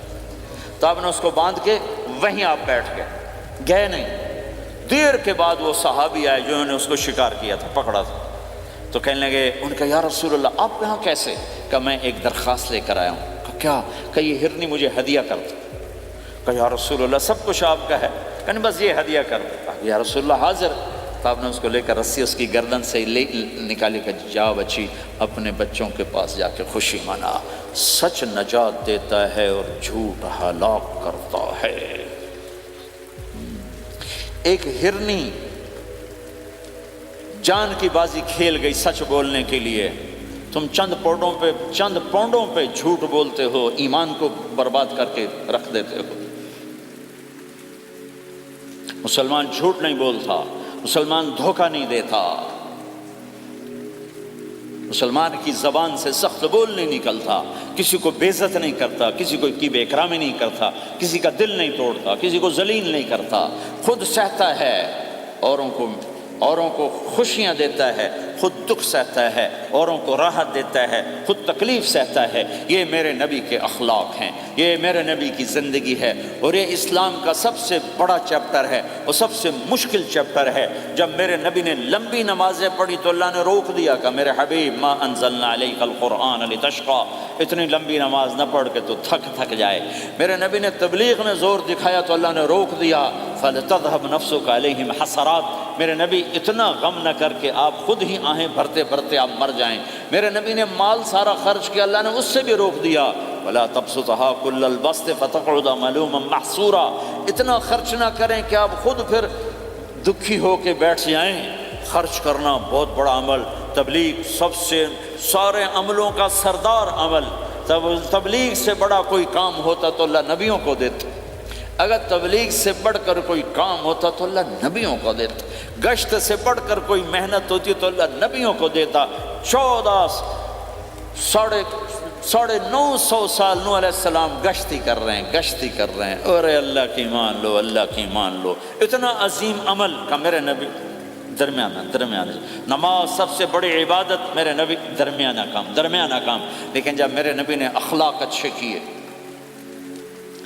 دشمن کو معاف کرنا، لیکن ایک آدمی آپ سوئے ہوئے تھے، آپ کی تلوار لٹکی تھی، ایک آدمی آیا، اس نے آپ کی تلوار اتاری اور یوں ہماری پسلی میں، آپ اٹھ کے بیٹھ گئے۔ اب وہ قتل کے ارادے کے لیے آ چکا ہے اور تلوار یہاں ہے، کہتا من یمنعک منی، اب بول تمہیں کون بچائے گا؟ تو آپ نے مسکراتے ہوئے کہا اللہ، تو اس کے ہاتھ سے تلوار گر پڑی، تو آپ نے اٹھا لی، آپ نے یوں سیدھی کی، اب تو بچا، تجھے کون بچائے گا؟ وہ کہنے لگا مجھے تو ہی بچائے گا، وہ تو اللہ کو جانتا نہیں تھا، کہا بابا مجھے تو ہی بچائے گا۔ تو آپ کہتے ہیں اس کا سر اڑا دو، یہ نبی کو قتل کرنے آیا ہے۔ میرے نبی نے فرمایا کلمہ پڑھتے ہو؟ کہا نہیں پڑھتا۔ کہا جاؤ معاف کیا۔ یہ میرے نبی کے اخلاق ہیں۔ 20 سال جنہوں نے قتل کے منصوبے بنائے، قتل کے منصوبے، مکہ والے، جب آپ مکہ میں فاتحانہ داخل ہوئے، ابو سفیان سب سے زیادہ آپ کو دکھ پہنچانے والوں میں پیش، تو آپ نے ابو سفیان کو عزت دی۔ جو ابو سفیان کے گھر میں داخل ہوگا اس کو کچھ نہیں کہا جائے گا۔ آپ تو ابو سفیان کو بلا کے سولی پہ لٹکاتے، اور آپ کہہ رہے ہیں جو ابو سفیان کے گھر میں جائے گا اسے کچھ نہیں کہا جائے گا، جو بیت اللہ میں ہوگا اسے کچھ نہیں کہا جائے گا۔ سارا مکہ سامنے، آپ یوں بیت اللہ کا دروازے پر یوں دونوں ہاتھ ایسے ٹکا کے کھڑے تھے۔ پھر آپ نے کہا میں کیا کروں گا اب تمہارے ساتھ؟ تو سہیل بن عمر نے کہا آپ کریم ہیں، کریم کے بیٹے ہیں، تو آپ نے کہا جاؤ میں نے معاف کیا۔ یہ اخلاق آج مٹ چکے ہیں، مردوں سے، عورتوں سے، علم والوں سے، خانقاہ والوں سے، تبلیغ والوں سے، سب زیرو ہوئے پڑے ہیں۔ جب تک یہ اخلاق زندہ نہیں ہوتے اسلامی زندگی قائم نہیں ہو سکتی، اسلامی معاشرت قائم نہیں ہو سکتی۔ اور دین دو چیزوں سے آگے پھیلتا ہے، ایک دعوت اور ایک اخلاق۔ دعوت اور اخلاق، دعوت نہیں ہوگی تو اخلاق نہیں پڑے رہ جائیں گے، اخلاق نہیں ہوں گے تو دعوت کوئی قبول نہیں کرے گا۔ میرے نبی نے کتنے معجزے دکھائے مکے میں، نہیں کلمہ پڑھا۔ بدر میں ان کے 70 مارے گئے، فرشتوں کو دیکھا، جبریل کے گھوڑے کی آواز سنی، کلمہ نہیں پڑھا۔ خندق میں شکست ہوئی، کلمہ نہیں پڑھا۔ پانی نکلتے دیکھا انگلیوں سے، کلمہ نہیں پڑھا۔ ایک بکرے کا ایک بازو پکایا، ایک بازو بکرے کا، ایک اگلا جو بازو ہوتا، اور 40 آدمیوں نے کھانا کھایا اور ایک بوٹی کم نہیں ہوئی، کلمہ نہیں پڑھا۔ لیکن جب میرے نبی نے کہا جاؤ معاف کیا تو سارے ہی کلمہ پڑھ گئے کہ واقعہ یہ اخلاق نبی کے ہو سکتے۔ حنین کی جنگ میں جب بھاگے لوگ، شکست ہوئی، تو ایک صحابی کا بھاگتے ہوئے پاؤں ہمارے نبی کے پاؤں پر آیا، اور جوتا سخت تھا، تو آپ نے کہا اوجعتنی، اور آپ کے ہاتھ میں چھڑی تھی، آپ نے اس کو یوں ماری، اوجعتنی، ارے تو نے مجھے کتنا زیادہ درد پہنچایا، دکھ پہنچایا۔ وہ بیچارے پگھل کے رہ گئے اور پریشان ہو گئے، اور فرماتے ہیں سارا دن میں پریشان، ساری رات پریشان کہ اللہ کے نبی کو میں نے تکلیف پہنچائی، اب میرا کیا بنے گا؟ اگلا دن ہوا تو اعلان ہو رہا تھا بھائی جس کا پاؤں نبی کے پاؤں پہ آیا تھا اس کو اللہ کے نبی بلا رہے ہیں۔ تو صحابی کہنے لگے میں نے سمجھا بس اب میری تو دنیا بھی گئی اور آخرت بھی گئی، اب میرے اوپر کیس بنے گا، اور مجھے ڈانٹ ڈپٹ بھی ہوگی، میرا کتنا بڑا گھاٹا نقصان ہوگا۔ یہ حاضر ہوئے ڈرتے ڈرتے، تو آپ نے فرمایا میرے بھائی کل میں نے تمہیں چھڑی ماری تھی، وہ مجھے معاف کر دینا، اور یہ 80 اونٹ تمہیں ہدیہ دیتا ہوں، 80 کیملز یعنی 80 پراڈو، 80 رینج روور کا یہ میری طرف سے تمہیں ہدیہ ہے۔ وہ حیران پریشان، یہ میرے نبی کے اخلاق ہیں، یہ میرے نبی کے اخلاق ہیں۔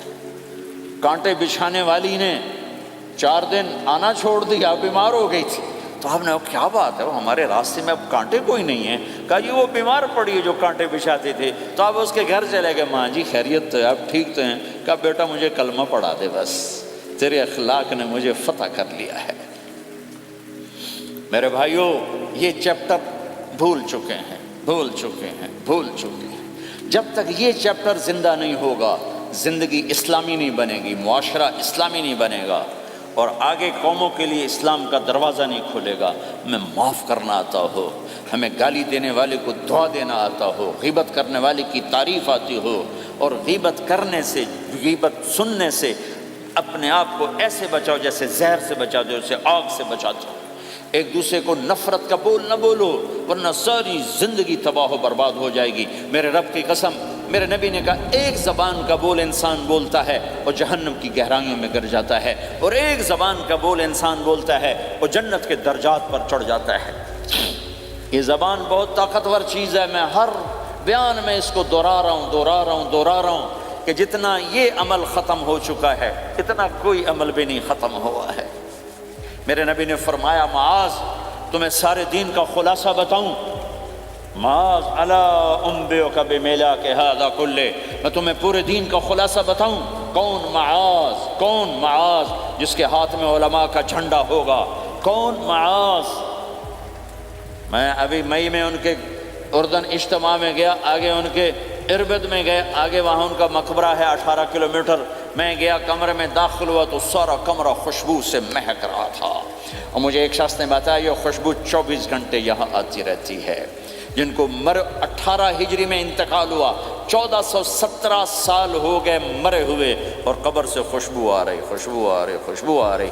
اس آدمی کو سمجھایا کیسے اور بتایا کیا؟ معاذ تمہیں سارے دین کا خلاصہ بتاؤں؟ کہا جی بتائیں۔ تو آپ نے یوں کیا، اپنی زبان نکالی اور اس کو پکڑا انگلی سے، کہا کف ھذا، معاذ اس زبان پہ قابو پا جا، یہ پورا دین ہے۔ یہ زبان آج کھل گئی ہے، کھل گئی ہے۔ حضرت لقمان علیہ السلام کا فرمان ہے بیٹا میں چپ رہنے پہ کبھی نہیں پچھتایا، میں ہمیشہ اپنے بول پہ پچھتایا ہوں۔ معاذ نے کہا یا رسول اللہ زبان کے بول پہ پکڑ ہوگی؟ کہ تیرا بھلا ہو جائے معاذ، سب سے زیادہ جہنم میں دھکا دینے والی زبان ہوگی۔ اور ایک صحابی ہیں ابو دجانہ۔ کون ابو دجانہ؟ السابقون الاولون من المہاجرین والانصار، اس میں پہلی صف کے صحابہ۔ کون ابو دجانہ؟ جب آپ حج پر گئے تو اپنی جگہ مدینے کا امیر ابو دجانہ کو بنایا۔ ابو دجانہ حج میں شریک نہیں ہوئے، کہ آپ نے اپنی جگہ ان کو اپنا نائب بنا کے وہاں کھڑا فرمایا ابو دجانہ میری جگہ پر مدینے کا امیر ہے، یہ وہ ابو دجانہ ہیں۔ کون ابو دجانہ؟ جو جنگ بدر سے لے کر آخری حج تک ہر سفر میں شریک ہیں، ہر سفر میں شریک ہیں۔ ان کی ایک بات میں بتانا چاہتا ہوں، پہلے تھوڑی سی ان کی ہسٹری بتانا چاہتا ہوں۔ کون ابو دجانہ؟ احد کی جنگ میں آپ نے تلوار اٹھائی، کہ اس تلوار کو کون لے گا؟ کئی صحابہ کھڑے ہو گئے۔ آپ نے کہا اس تلوار کا حق کون ادا کرے گا؟ سارے بیٹھ گئے، 3 آدمی کھڑے رہے، ایک زبیر بن عوام، ایک عمر بن خطاب، ایک ابو دجانہ۔ ان کا نام ہے سماک بن خرشنہ، سماک بن خرشنہ ان کا نام، ابو دجانہ سے مشہور ہے۔ تو آپ نے تلوار نہ عمر کو دی، نہ زبیر کو دی، ابو دجانہ کو دی تھی۔ تو عمر رضی اللہ عنہ نے تو محسوس نہیں کیا، حضرت زبیر نے محسوس کیا کہ اس کو کیوں دی، مجھے کیوں نہیں دی؟ میں مہاجرین میں سے ہوں، میں پھوپھی کا بیٹا ہوں، میں اس سے دلیری میں کم نہیں ہوں۔ بلکہ حضرت زبیر کی دلیری کی تو دھاک تھی، جدھر سلوار چلتی تھی کاٹتی چلی جاتی تھی، کہنے کہ میں دیکھوں گا یہ کیا کرتا ہے۔ تو ابو دجانہ کے پیچھے پیچھے زبیر ہو لیے۔ تو ابو دجانہ نے جو حملہ کیا تو 3,000 کا لشکر تھا، اس کو چیر کے پار نکل گئے، پورے لشکر کو کاٹ کے پار نکل گئے۔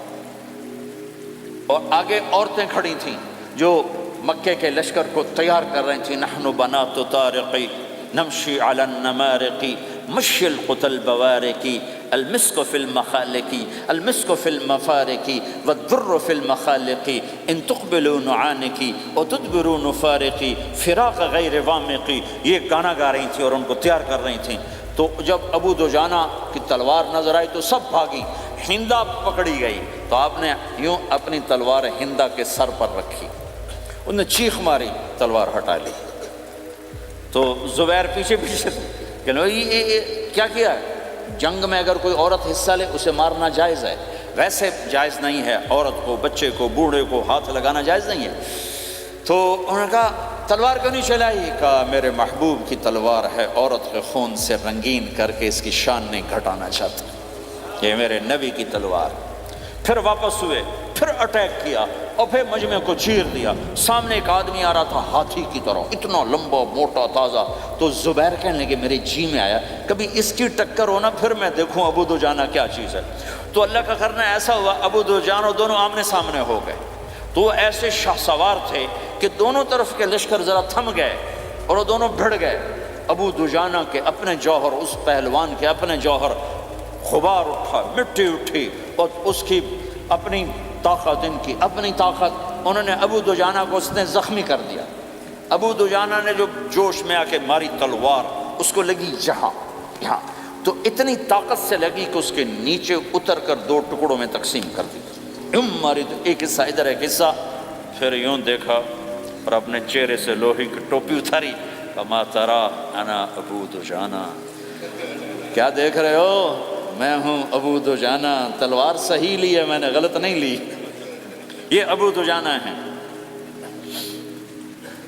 اور جب شکست ہو گئی احد کی جنگ میں، اور پھر 10-12 آدمی نے آپ کو گھیرے میں لیا ہوا تھا، ان میں ایک ابو بکر تھے، عمر تھے، علی تھے، طلحہ تھے، زبیر تھے، سعد بن ابی وقاص تھے، اور سہل بن حنیف تھے، عبادہ قتادہ بن نعمان تھے، اور ابو دجانہ تھے رضی اللہ تعالی عنہم۔ ان میں سے ایک ابو دجانہ بھی تھے، اور یمامہ کی جنگ میں ابو دجانہ شہید ہوئے، یمامہ کی جنگ میں شہید ہوئے۔ یہ ابو دجانہ کی تھوڑی سی سیرت آپ کے سامنے آئی ہے۔ اس کے بعد اب آپ ان کے قول کو سنو تاکہ اس کا وزن آپ کے سامنے آئے۔ یہ بدر کے شریک ہیں، اللہ کے نبی نے کہا بدر کا صحابی جو مرضی کرے بخشا گیا۔ یہ صلح حدیبیہ کے شریک ہیں، اللہ نے قرآن میں کہا لقد رضی اللہ، میں ان سے راضی ہو گیا۔ یہ صحابی ہیں، اللہ نے کہا کلا وعد اللہ الحسنی، اے میرا نبی تیرے ہر صحابی کے لیے جنت کا وعدہ ہے۔ اور اب یہ کیا کہتے ہیں؟ یہ کیا کہتے ہیں لوگو؟ ان ارجع عملی عند، لوگو میرے پاس، ابو دجانہ میرے پاس بخشش کا سب سے بڑا عمل جانتے ہو کیا ہے؟ بدر نہیں، احد نہیں، حدیبیہ نہیں، خندق نہیں، خیبر نہیں، فتح مکہ نہیں، آخری حج نہیں۔ کیا ہے؟ کیا ہے لوگو؟ ان ارجع عملی عندی، میرے پاس آخرت میں بخشش کا سب سے بڑا عمل بس ایک ہے کہ ما آذیت احدا بلسانی، میں نے اپنی زبان سے کبھی کسی کو دکھ نہیں پہنچایا۔ ولا اجد فی قلبی غلا لاحد، اور میرے دل میں کسی کے لیے بغض کوئی نہیں ہے، بس یہ میری بخشش کا عمل ہے۔ تو بھائیو، نبی کے اخلاق میں 2 چیزیں لے لو، ایک زبان سے کسی کو دکھ نہ دو، ایک دل میں کسی کا بغض نہ رکھو۔ اللہ کی قسم بغیر حساب کتاب کے جنت میں جاؤ گے۔ بڑے بڑے جنید بغدادی اور بڑے بڑے معرفت والے تمہیں دیکھتے رہ جائیں گے، تمہاری رفتار اتنی تیز ہوگی کہ تمہیں وہی پکڑ سکے گا جس کا یہ 2 عمل تم سے زیادہ اچھا ہوگا۔ جس روڈ پہ رش ہوتا آپ وہاں سے گاڑی ہٹا لیتے ہو، ادھر نہیں جانا، ادھر رش ہے، وہ سائن وغیرہ آپ کو آ جاتے ہیں کہ بھائی ادھر بلاک ہے، ادھر نہیں جانا، ادھر جانا ہے۔ تو جہاں روڈ پہ رش ہوتا ہے تو قیمتی سے قیمتی گاڑی کی رفتار بھی آہستہ ہو جاتی ہے، اور جہاں روڈ خالی ہوتا ہے تو پرانی گاڑی بھی بھاگے جا رہی ہوتی۔ ہمارے یہاں پرانی گاڑی ہوتی ہے نا، پرانی بسوں کے پیچھے لکھا ہوتا ہے نہ انجن کی خوبی نہ ڈرائیور کا کمال، خدا کے سہارے چلی جا رہی ہے۔ اور جس کے پاس ایسی گاڑی ہو، نہ انجن کی خوبی نہ ڈرائیور کا کمال، تو اگر اس کو روڈ خالی مل جائے تو وہ تو مرسیڈیز والے سے پہلے پہنچے گا، رینج روور والے سے پہلے پہنچے گا، بینٹلی والے سے پہلے پہنچے گا، رولز رائس والے سے پہلے پہنچے گا، جو وہ تو پھنسی کھڑی، اس کا روڈ ہی خالی ہے۔ تو میرے بھائیوں، یہ میں ایک مثال دیتا ہوں، عبادات کی روڈ پہ بہت رش ہے، نمازی بے شمار ہیں، روزے دار بے شمار ہیں، عمرے والے بے شمار ہیں، حج والے بے شمار ہیں، اور تہجد گزار بے شمار ہیں، علماء بے شمار ہیں، حافظ بے شمار ہیں، ذکر والے بے شمار ہیں، بہت رش ہے، تبلیغ والے بے شمار ہیں، لیکن جو اخلاق والا روڈ ہے نا، یہ خالی پڑا ہے۔ اس پہ موٹر زوکی پہ چڑھ کے آ جاؤ تو سب سے آگے نکل جاؤ، سائیکل پہ چڑھ کے آ جاؤ تو سب سے آگے نکل جاؤ، کہ روڈ ہی خالی ہے۔ اخلاق کا روڈ خالی ہے۔ غصے کو پینا، دکھ دینے والے کے سامنے، درد دینے والے کو خوشیاں دینا، گالی دینے والے کو دعا دینا، کرو تو صحیح۔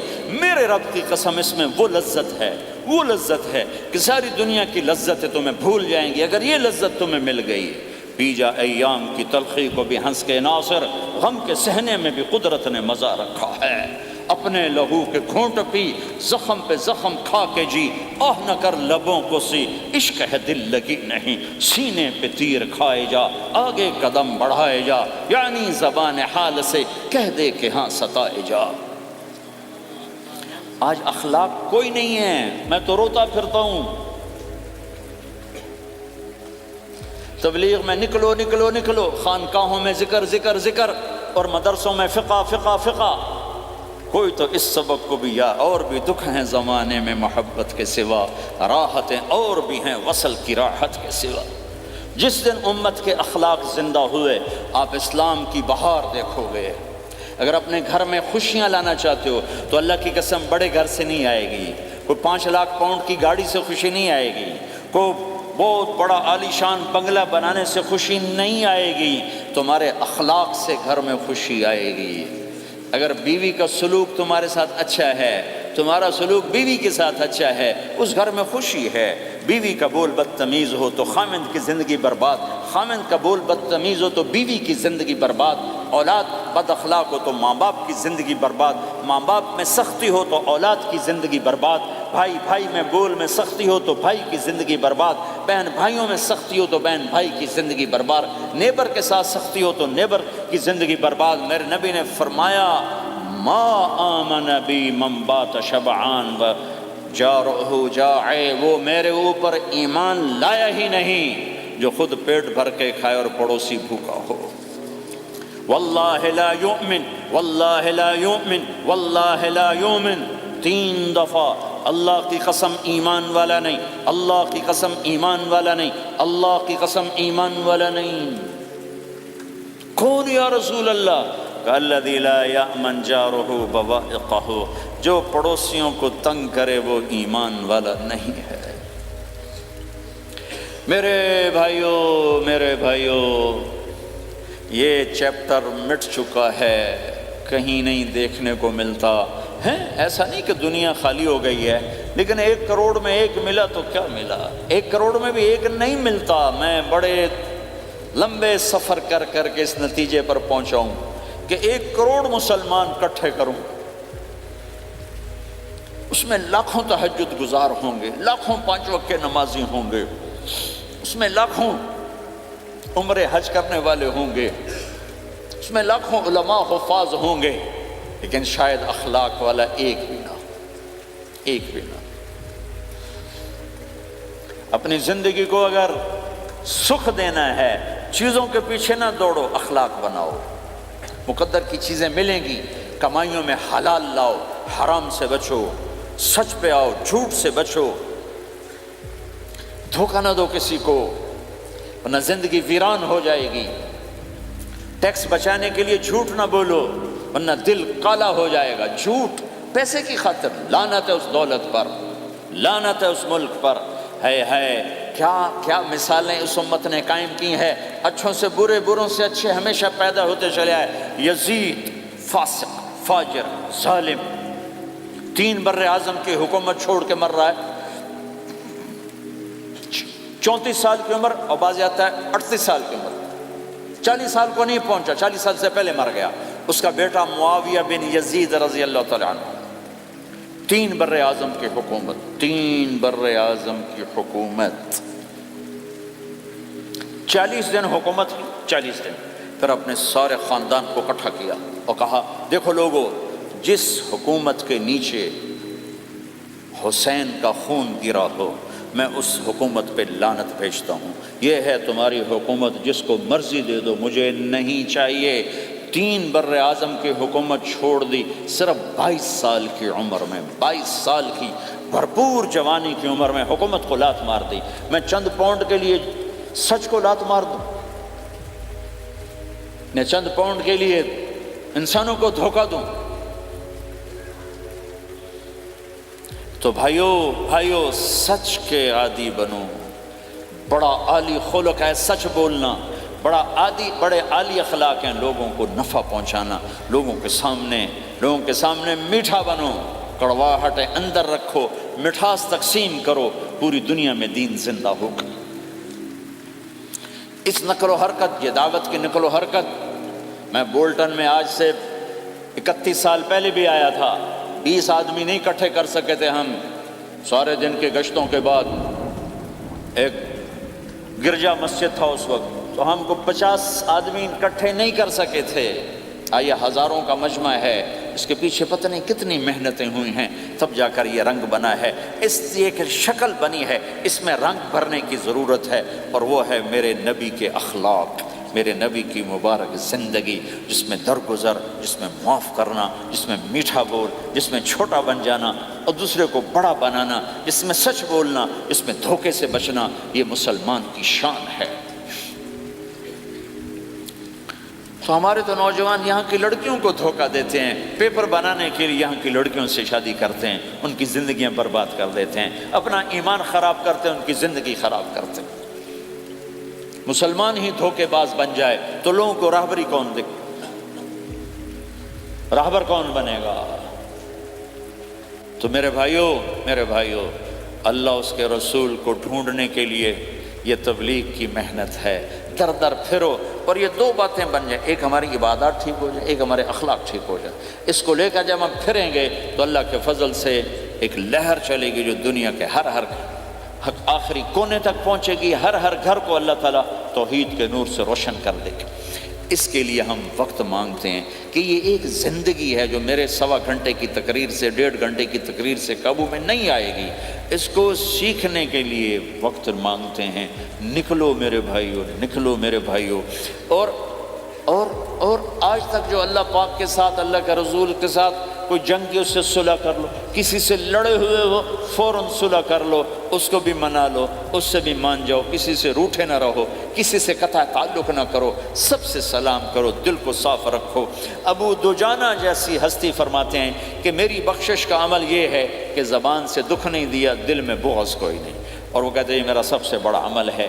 یہ اپنے نبی کے اخلاق میں 2 باتیں لے لیں، اس زبان سے کسی کو دکھ نہ پہنچے، دل میں کتنا ہی لوگ ستائیں، بغض نہ رکھو، صاف کرو، دھو دو، اور فرائض میں نماز چھوٹے نہیں، اور پھر اس کو لے کر یہ امت پھرے، چونکہ اس امت کا کام بیٹھنا نہیں ہے، اس امت کا اجتماعی جرم ہے کہ انہوں نے اللہ کے دین کے لیے پھرنا چھوڑ دیا، اس امت کی اجتماعی خطا ہے کہ انہوں نے اللہ کے پیغام کو آگے پہنچانا اس کو اپنا کام نہ سمجھا، اس کے لیے پھرنا چھوڑ دیا تو اپنے بھی ہاتھوں سے نکل گئے، پرائے تو پہلے ہی پرائے تھے۔ تو میرے بھائیو، اس کے لیے نیت کرو، ارادے کرو۔ جو بھائی یہ تیار ہوں 1 دسمبر کے آخر تک تو وہ کھڑے ہو کر ذرا اپنے ناموں کا اظہار فرما دیں، اور یہ جو چھٹیاں آ رہی ہیں، یہ ساری چھٹیاں لگانے کے لیے جو نوجوان تیار ہوں وہ بھی کھڑے ہو کے اپنی شکلیں زیارت کروا دیں، اللہ بھی راضی ہو جائے، اللہ کا نبی بھی راضی ہو جائے، جلدی سے کھڑے ہو کر بتا دیں۔ فرمائیں جی۔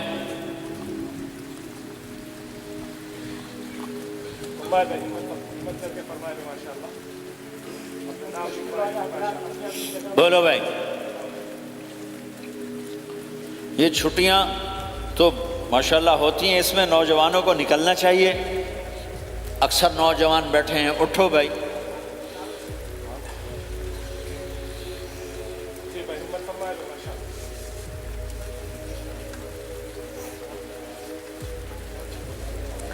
جلدی فرمائیں بھائی، جلدی فرمائیں. ایسے نہیں ہوگا، پہلے 4 مہینے دینا پھر سنو گا.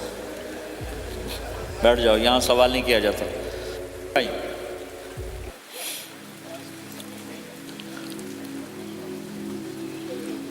جلدی سے بتائیں بھائی، جلدی سے بتائیں بھائی.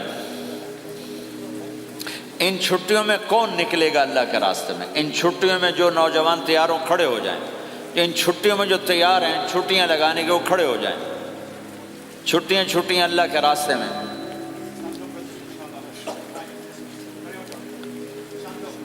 ہاں بھائی فرمائیں جی، فرمائیں جی بھائی. اور آپ کے لیے آسان کر دیتا ہوں. اس سال آج کیا تاریخ ہے بھائی؟ 22 نومبر.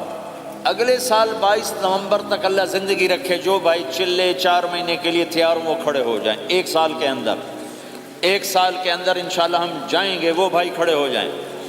1 سال کے اندر انشاءاللہ ہم نے جانا ہے، ترتیب بنانی ہے، وہ کھڑے ہو جائیں. زندگی میں جو کہیں گے ہم نکلیں گے وہ بھی کھڑے ہو جائیں. چلو سارے بیریئر ہٹا دیتا ہوں. لو بھائی سب کی تشکیل ہو گئی. بیٹھ جاؤ بھائی، ماشاءاللہ بیٹھ جاؤ بھائی، بیٹھ جاؤ بھائی، بیٹھ جاؤ.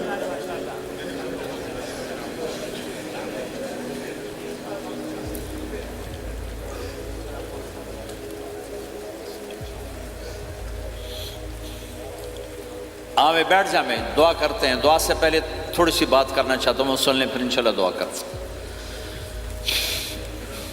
مسلمان کی زندگی چلتے پھرتے دعوت ہے. مسلمان کی زندگی چلتی پھرتی دعوت ہے.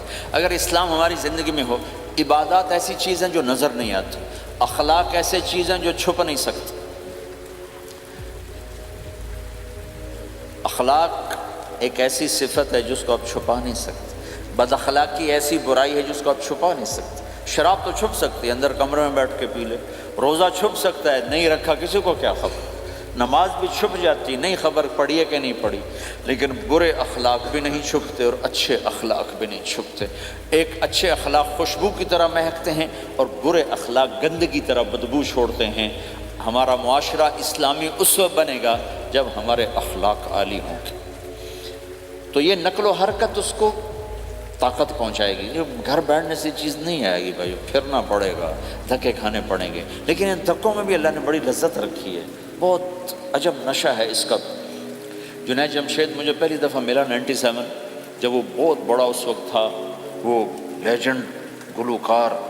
تو اس نے مجھ سے کہا کہ مولانا جس گلیمر کو پاکستانی نوجوان خوابوں میں دیکھتے ہیں وہ گلیمر مجھے فزیکلی حاصل ہے، لیکن میرے اندر اندھیرا ہے، روشنی نہیں، خالی ہے. کیوں؟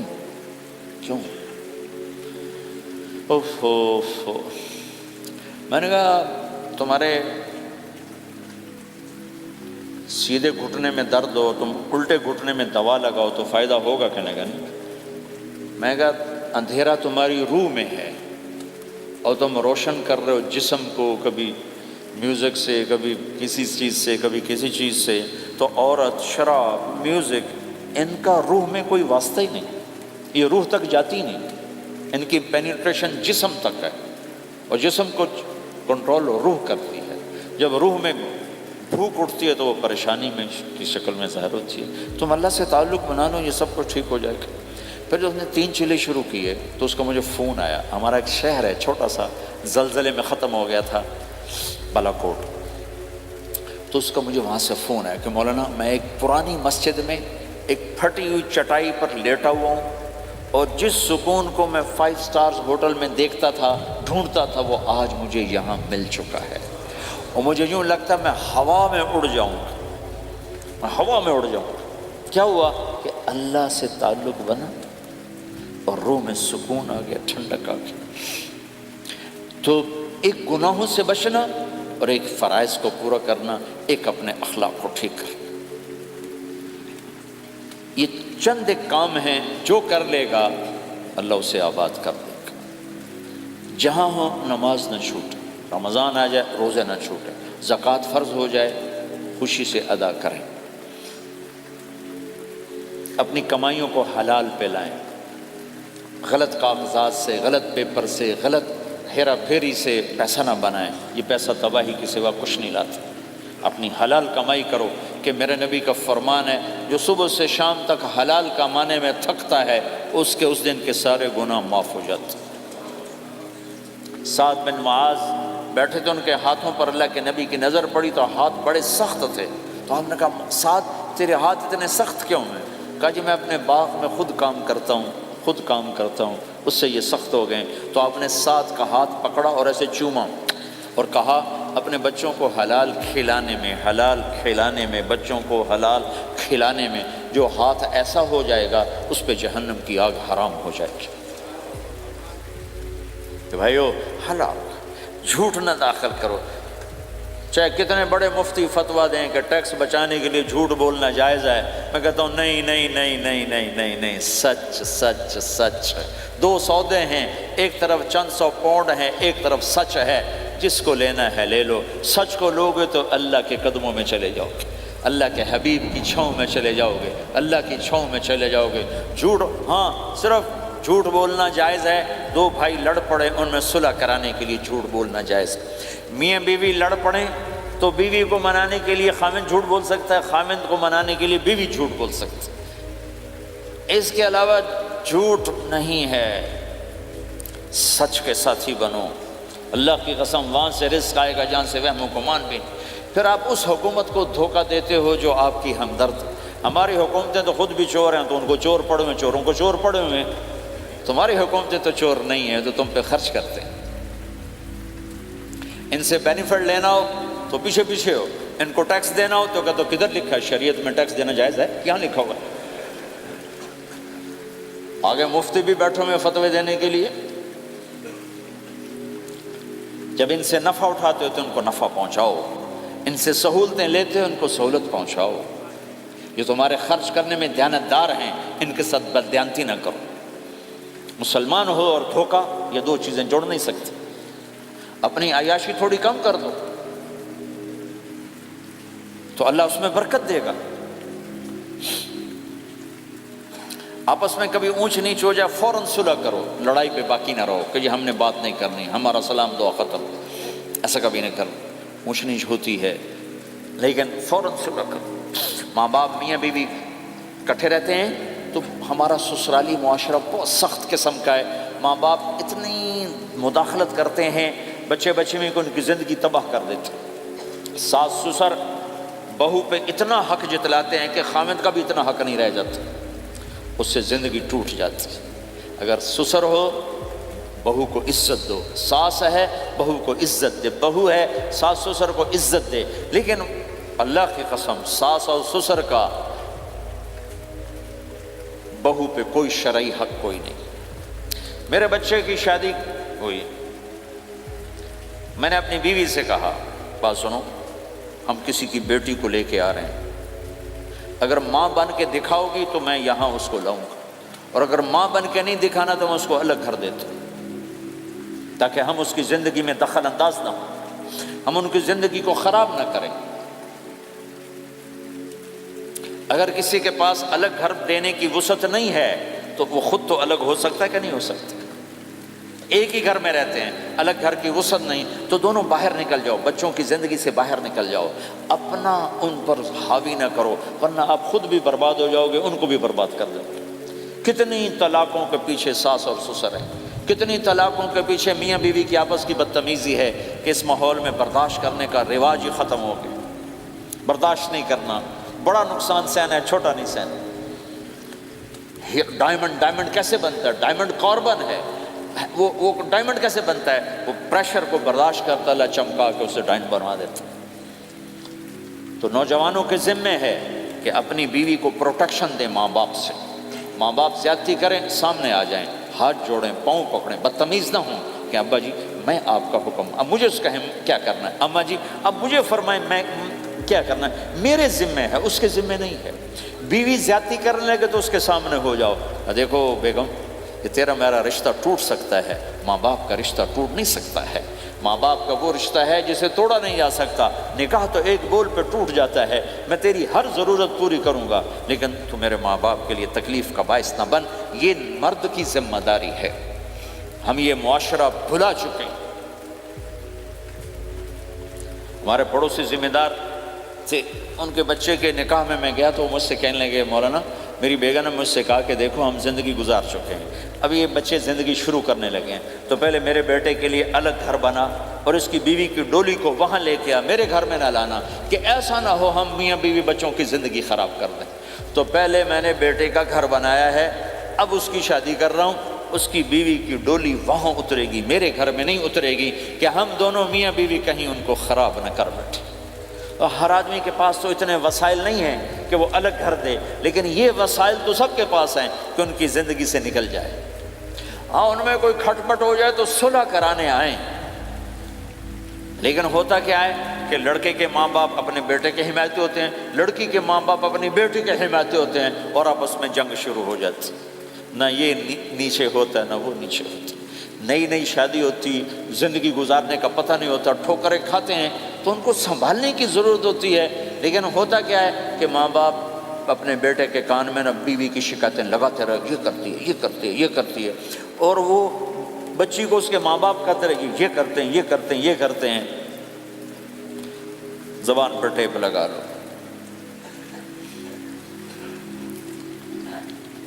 تو آپ کی زندگی روشن ہو جائے گی، آپ کا جیون خوبصورت ہو جائے گا۔ اور کبھی اونچ نیچ ہو جائے تو معافی مانگو، فوراً معافی مانگو۔ میاں بیوی لڑ پڑیں اور پھر صلح کر لیں تو اللہ کو یہ عمل اتنا پسند ہے کہ ان کی صلح پر پچھلے سارے گناہ ان کے معاف کر دیتے۔ قرآن کی ایک آیت اتری ہی میاں بیوی کی لڑائی پر تھی۔ ایک خامد اپنی بیوی پہ بڑے ناراض ہو، مسجد میں بیٹھے بیٹھے انہوں نے نیت کی گھر جاؤں گا اور بیوی کی ٹھکائی کروں گا۔ یہ انہوں نے نیت کی ہے، مسجد میں بیٹھے بیٹھے نیت کی گھر جاؤں گا میں انہوں چنگا لتر پھیرنا ہے۔ میرے اللہ تو آسمان زمین اللہ کے لیے تو سب برابر ہے دیکھنا، تو اللہ پاک نے اسی وقت قرآن اتارا، اسی وقت یا ایھا الذین آمنوا ان من ازواجکم و اولادکم عدوا لکم فاحذروہم۔ اے ایمان والو، بیوی بچے اولاد، عدوکم نہیں کہا، عدو لکم، بیچ میں لام لائے ہیں یہ بتانے کے لیے کہ عدو اصلی معنی میں نہیں ہے، یہ اس معنی میں ہے کہ اے ایمان والو تمہارا بیوی بچوں کے ساتھ ٹھیا ہو سکتا ہے، کھٹ پٹ ہو سکتی ہے، جھگڑا چھوٹا موٹا ہو سکتا ہے، کیا کرنا ہے؟ فاحذروہم، اس سے بچنا ہے، بڑھانا نہیں، بچنا ہے۔ کیسے بچنا ہے؟ ان تعفو، اس جھگڑے کو بڑھانا نہیں، مٹانا ہے، وتصفحوا، اس کا اثر دل سے مٹانا ہے، وتغفروا، پھر دوسرے کو معاف کرنا ہے۔ یہ تین کام میاں بیوی کرو، اگلا میں کروں گا، فإن اللہ غفور الرحیم، تمہارے پچھلے میں سارے معاف کر دوں۔ تو اگر اس مجمع میں کوئی بیوی سے لڑا بیٹھا ہے تو جاتے جا کے صلح کر، کوئی ماں باپ سے لڑا بیٹھا ہے تو جاتے جا کے صلح کر، کوئی ماں باپ بچوں سے ناراض ہیں جا کے خود مان جائیں۔ اس ماحول میں بچوں کو پیار سے لے کے چلنے کی ضرورت ہے۔ میرے نبی کی زندگی محبت کا شاہکار ہے، ساری زندگی کسی کو ڈانٹا نہیں، ساری زندگی کسی کو ڈانٹا نہیں، اپنی وجہ سے، اپنی وجہ سے کسی پہ ہاتھ نہیں اٹھایا، اپنی وجہ سے۔ حسن انس فرماتے میں نے 10 سال اللہ کے نبی کی خدمت کی، ایک دفعہ نہیں کہا یہ کیوں کیا، ایک دفعہ نہیں کہا یہ کیوں نہیں کیا۔ تو بھائیو یہ خوبصورت زندگی ہے۔ آپ کے یہاں تو خادم نہیں ہوتے، سارا گھرانہ ہی خادم ہوتا ہے۔ تو میں پاکستان میں ہوں تو میں اگلا چیپٹر بیان کرتا ہوں کہ نوکروں کے ساتھ بھی اچھا سلوک کرو۔ وہ یہاں ہے ہی نہیں، تو آپ پہ ہی بانڈے مانجنے، آپ پہ ہی ٹوائلٹ صاف کرنا ہے، آپ پہ ہی گڈی صاف کرنی، ڈرائیور بھی آپ پہ تھے، مالک بھی آپ پہ، پٹرول بھی آپ پہ پاؤ بھائی، چنگا انگلینڈ ہے، پٹرول بھی آپ پہ پاؤ، ہوا بھی آپ پہ بھرو۔ 2.5 لاکھ کی گاڑی یا ڈرائیور آپ پہ، ہماری 2.5 لاکھ پاؤنڈ کی، ہماری 2.5 لاکھ کی سزوکی ہوتی ہے، ہمارا نوکر بیٹھا گاڑی چلا رہا تھا۔ نوکر تو اللہ کی بڑی نعمت ہے، تم اس سے محروم ہو۔ کچھ اس کے فائدے بھی ہیں، کچھ نقصان بھی ہیں، لیکن فائدے زیادہ ہیں۔ ہمارے بچے اتنے سست ہو جاتے ہیں کہ پانی کا گلاس کہو تو اٹھ کے ہی نہیں دیتے، وہ آگے نوکر کو بلاتے۔ میری اپنی میرے ابا جی مجھے کوئی کام کہتے، پتر جا میں نا انہوں صد کیا، تو میں باہر جا ابا جی آندر انہوں صد کیا، میں خود نہیں جاتا، ایسی سستی پڑ جاتی. یعنی تمہیں اپنی حماقت بتا رہا ہوں. سردی میں لیٹا ہوا تھا تو میری رضائی گر گئی تو میں نے باہر سے نوکر بلایا. میں کہا بشیرہ او جی اور آمینہ رضائی میرے اتنے پا. تو اپنا سنا رہا ہوں. لیکن آپ جہاں جاب کرتے ہیں وہاں دیانتداری سے جاب کرو. دھوکہ نہ ہو، فریب نہ ہو، فراڈ نہ ہو. آپ بھی کہیں ملازم تو ہیں، کہیں کام کر رہے ہیں، کوئی آپ کی دکان پہ کام کر رہا ہے، گھروں میں کام کرنے والے ہیں، دکانوں پہ کام کرنے والے تو ہیں. اور جن لوگوں کے پاس پیپر نہیں ہوتے ان کو اتنے تھوڑے پیسے دیتے ہیں کہ وہ بیچارے روٹی بھی نہ کھا سکتے. کہ بھائی یہ لینے چونکہ ان کو پتہ ہے یہ بیچارہ پھنسا ہوا ہے اور کہیں نہیں جا سکتا ہے. تو ایسا نہ کرو، یہ ظلم نہ کرو. اب بولتا ہے ایسے لوگ رکھو نہیں، تمہارے لیے قانون اس کی گنجائش کوئی نہیں. لیکن اگر کوئی اس طرح رکھتا ہے تو پھر یہ ظلم نہ کرے کہ 100 کی بجائے 10 پاؤنڈ دے رہا ہو. بھائی لینے تو لے لو، اس کو پتہ ہے اس بیچارے نے کہیں نہیں جانا. ایسے ظالم نہ بنو. وہ ہمارے یہاں کرائسس چل رہا ہے بہت زیادہ. تو جو بیچارہ پھنس جاتا ہے نا تو اپنی پراپرٹی بیچنے پر آتا ہے تو اس کی 1 کروڑ کی پراپرٹی کے 20 لاکھ لگاتے ہیں. میں گزر رہا تھا مال ٹاؤن میں، ایک دوست کے پاس ٹھہرا تھا، وہ پراپرٹی ڈیلر تھا. تو ہم صبح واک کر رہے تھے تو ایک گھر کے قریب سے گزرے، کچھ 6 کنال کا گھر تھا. مجھ سے کہنے لگا مولانا اس گھر کی قیمت ہے 24 کروڑ. 24 کروڑ کا گھر ہے فزیکلی، لیکن اس کا مالک پھنس چکا ہے قرضوں میں. اب اس کو بیچنا چاہتا ہے تو 18 کروڑ سے اوپر 1 پیسہ نہیں کوئی لگا رہا. اور یہ اس بیچارہ بیچے گا، یہ 8 کروڑ کا لاس لے کر 6 کروڑ کا لاس لے کر بیچے گا چونکہ یہ پھنس چکا ہے. میں نے کہا اگر میرے پاس پیسے ہوتے تو میں اس کا 24 کروڑ کا گھر لیتا 30 کروڑ کا، کہ 24 کروڑ اس کے قرضے میں جاتے اور 6 کروڑ سے اپنا الگ کاروبار کر لیتے. مسلمان تو مظلوم کی مدد کرتا ہے، مسلمان تو دکھی کی مدد کرتا ہے، نہ کہ مصیبت زدہ کو اور لوٹ لینا. مرے نو مارے شاہ مدار، یعنی مصیبت زدہ پر اور مصیبت ڈالنا. بھائیو یہ وہ خوبصورت اخلاق ہیں، اپناؤ گے اللہ چمکائے گا، اللہ اس جہان کی عزت دے گا. اور ایک آخری میری بات ہے، بہت بڑا مجمع ہے، بہت سارے نوجوان نظر آ رہے ہیں. آج تک جو اللہ رسول سے جنگ کی اس سے صلح کر لیں، جو گناہ کی اس سے معافی مانگ لیں.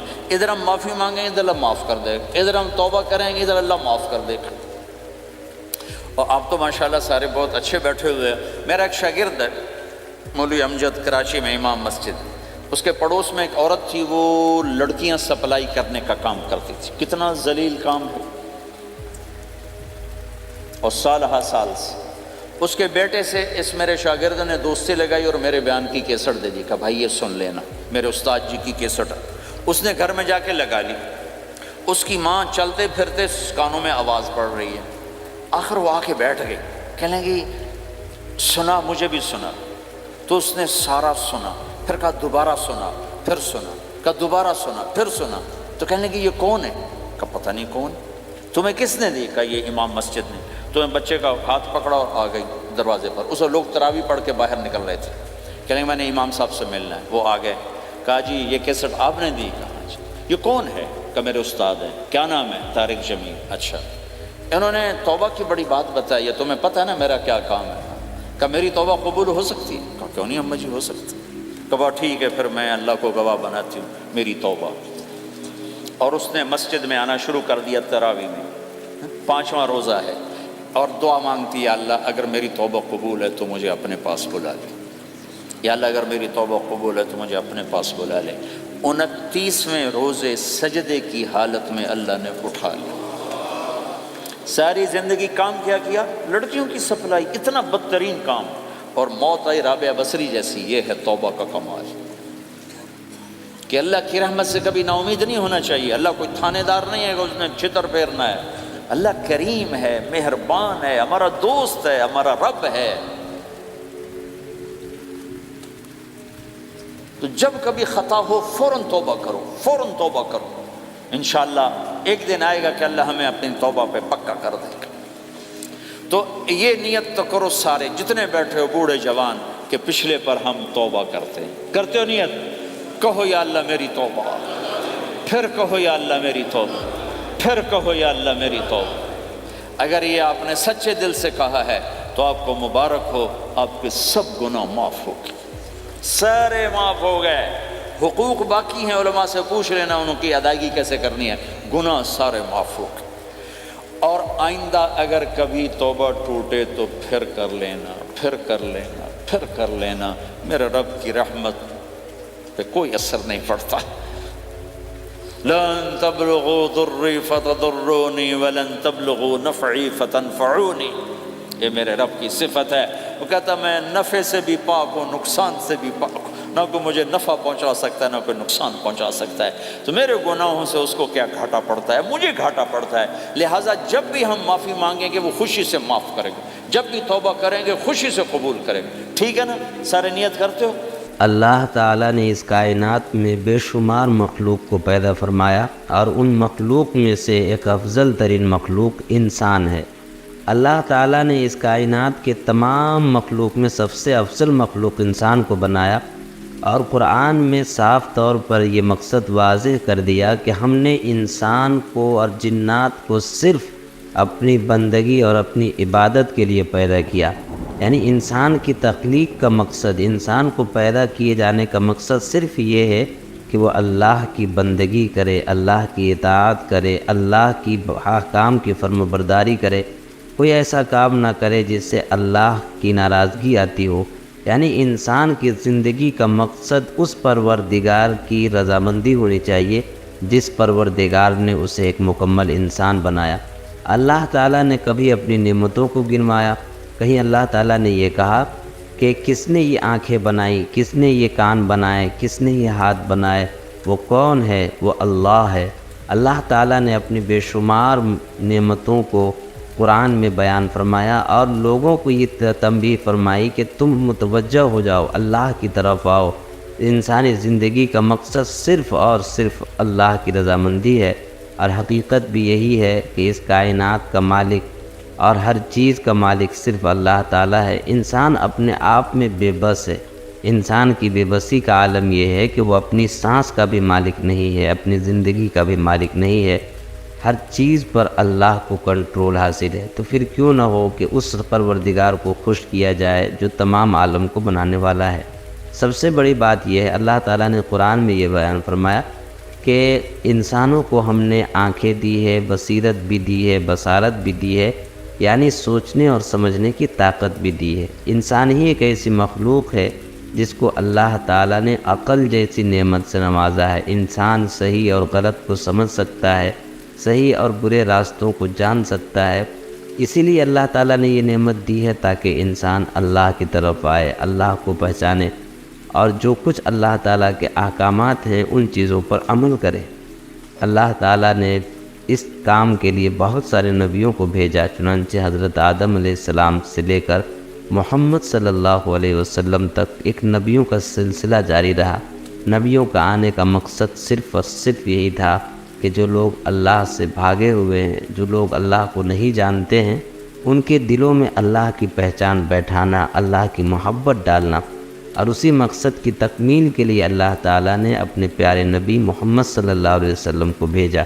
جب اللہ کے نبی صلی اللہ علیہ وسلم آئے تو آپ نے بھی لوگوں کو یہی بتایا، اللہ سے ملنے کا طریقہ سمجھایا، اللہ سے قریب کیا، اور بہت ساری باتیں جو اللہ تعالیٰ نے اپنی تعلیمات سے اور اللہ تعالیٰ کی طرف سے نازل کردہ قرآن سے اللہ کے نبی صلی اللہ علیہ وسلم نے لوگوں کو بتایا اور سمجھایا۔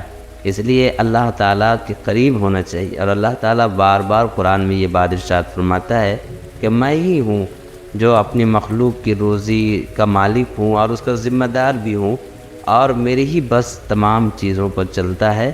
اور اللہ تعالیٰ یہ بھی بیان فرماتے ہیں کہ میں بڑا غفور الرحیم ہوں، اگر کسی سے کوئی خطا ہو جائے تو اس سے شرمندہ نہ ہو، بلکہ اللہ تعالیٰ کے حضور توبہ کرے، میں بڑا بخشنے والا ہوں، میں بڑا معاف کرنے والا ہوں۔ اللہ تعالیٰ اپنی اس صفت کو قرآن میں کئی جگہ بیان کرتے ہیں۔